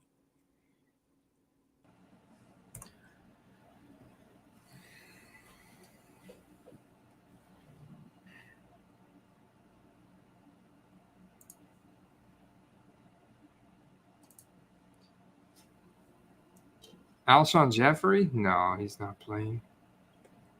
See, Robbie Anderson reported to camp after contemplating retirement. Yeah, I saw that. He's not serious, is he? He reported to camp, but I don't know.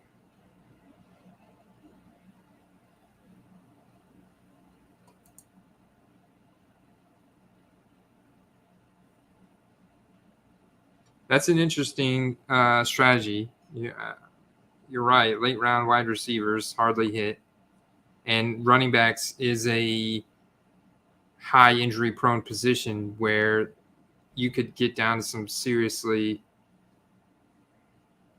deep, depth of running backs.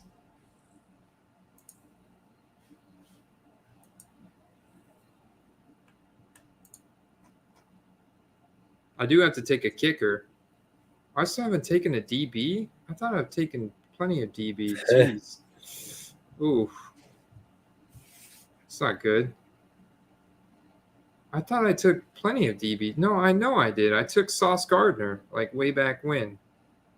It probably put him under your flex. Yeah. Plus, I took Jeremy Chin, who's a DB. Maybe it's saying that I don't know. That's weird. Plus, I took Jeremy Chin and Sauce Gardner. Yeah, I got Chin and Gardner. Got the sauce, man. I don't know why it's saying Logan Thomas at tight end. If he's healthy, he's awesome.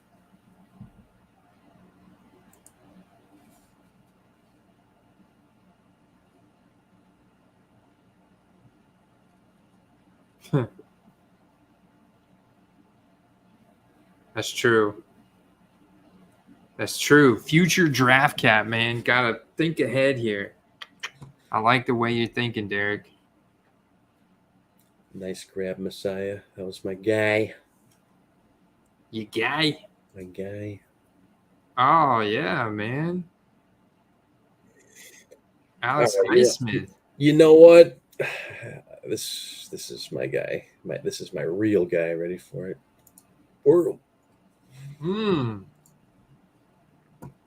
Yeah, man. Robert Quinn. He had a crazy amount of sacks last year, didn't he? Yeah, look at all those sacks last year. 19 and a half or 18 and a half? Yeah, 18 and a half. Holy crap, man. How did you get this guy so late? Oh, because he's 32. But still. Their Bears are not shopping him. That's because they shopped everybody else. They don't want the season ticket holders to return their. Dear God, right?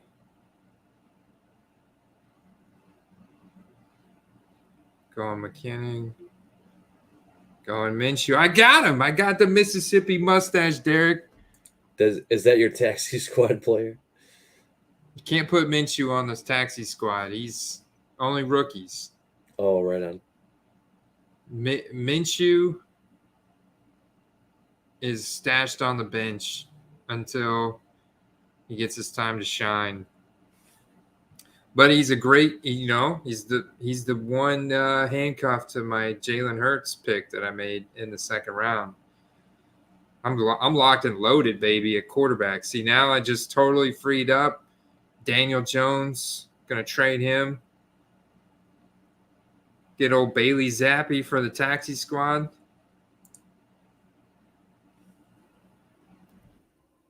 Dude, I got to take a kicker. I got to take a kicker in this last round. How am I up again? What the? We did it. We did it. Lee Smith tribute. Troy Boss said Lee Smith tribute. Oh, because he was from Buff. Yeah, he's from Buffalo. Oh, he retired.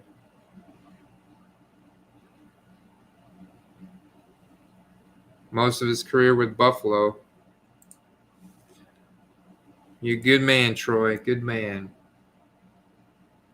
I know he's a big Buffalo fan. You got it.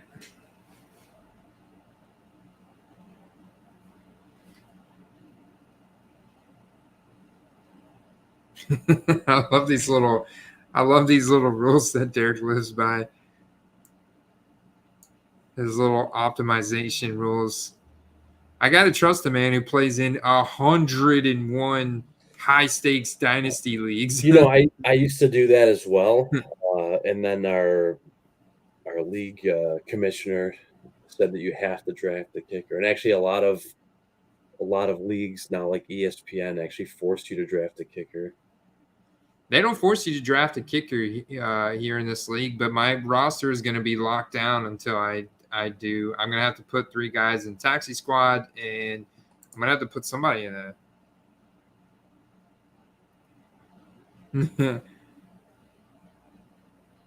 Yeah, no, I'm not. I mean, I guess I could get a kicker here, but I've actually got 7 guys in my queue that I'm still interested in. So at this point, I'm thinking, I think I'm going to just not get a kicker, and I'm just going to pick one up. I mean, there's still a ton of good kickers out there, so it's like kind of like a kicker thing. This is fun, man. This has been fun. Yeah, it's interesting to see where all these guys go. I mean, Minshew, I mean, that who knows, man. I mean, if he got traded or something, that could look like a hell of a pick, Yes, sir. Yes, sir.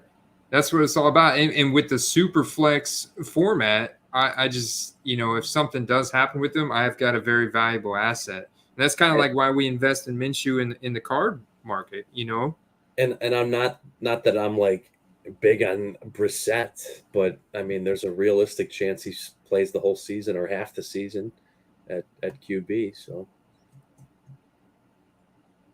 he's worth a late gamble in the 32nd round.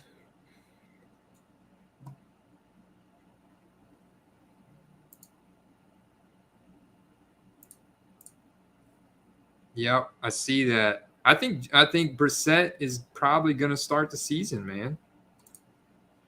I think you're looking at a Brissett start.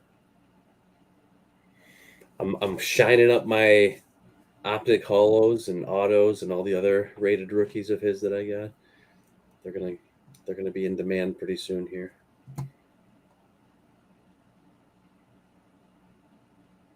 Oh yeah, Derek. That sounds nice. That sounds nice because you got to think last place in the league will get the 1.1 rookie pick the next year, but you could potentially make a trade with that person during the season and get their future capital because they're like, oh, no, I need something now. Yeah, I'm not thinking about 6 months down the road, you know. He's secure those first round picks, man. For any of you that have played Madden before, there's usually like the AI, you can kind of fool it into trading with you. And, like early in the season, you can trade your first round pick you just look at teams that have weak rosters and swap first round picks and then throw in like a 7th to make it spicy. Spicy. It was too spicy, man. It's too spicy.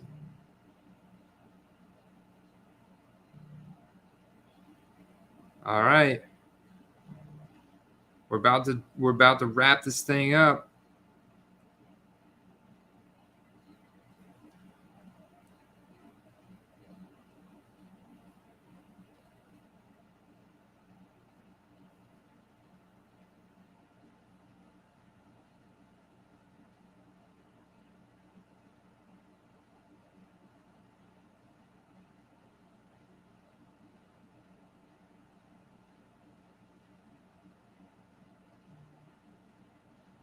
He went kicker. Suck a move.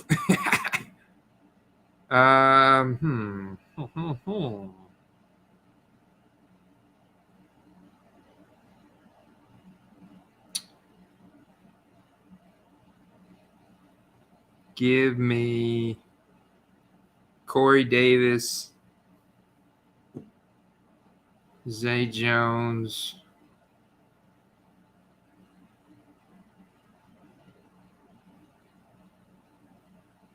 Oh, I'm taking all the time on my last pick. Jair Alexander, Will Fuller.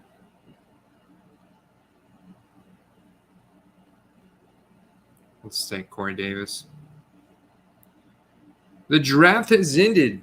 Good luck, everyone. The juice was too spicy for Steve. I'm out. That was fun, guys. I appreciate you guys tuning in. Appreciate you guys. Have a good night. I'll see you guys tomorrow. Take Jair. Take Jair. Peace. I love it. That was clever.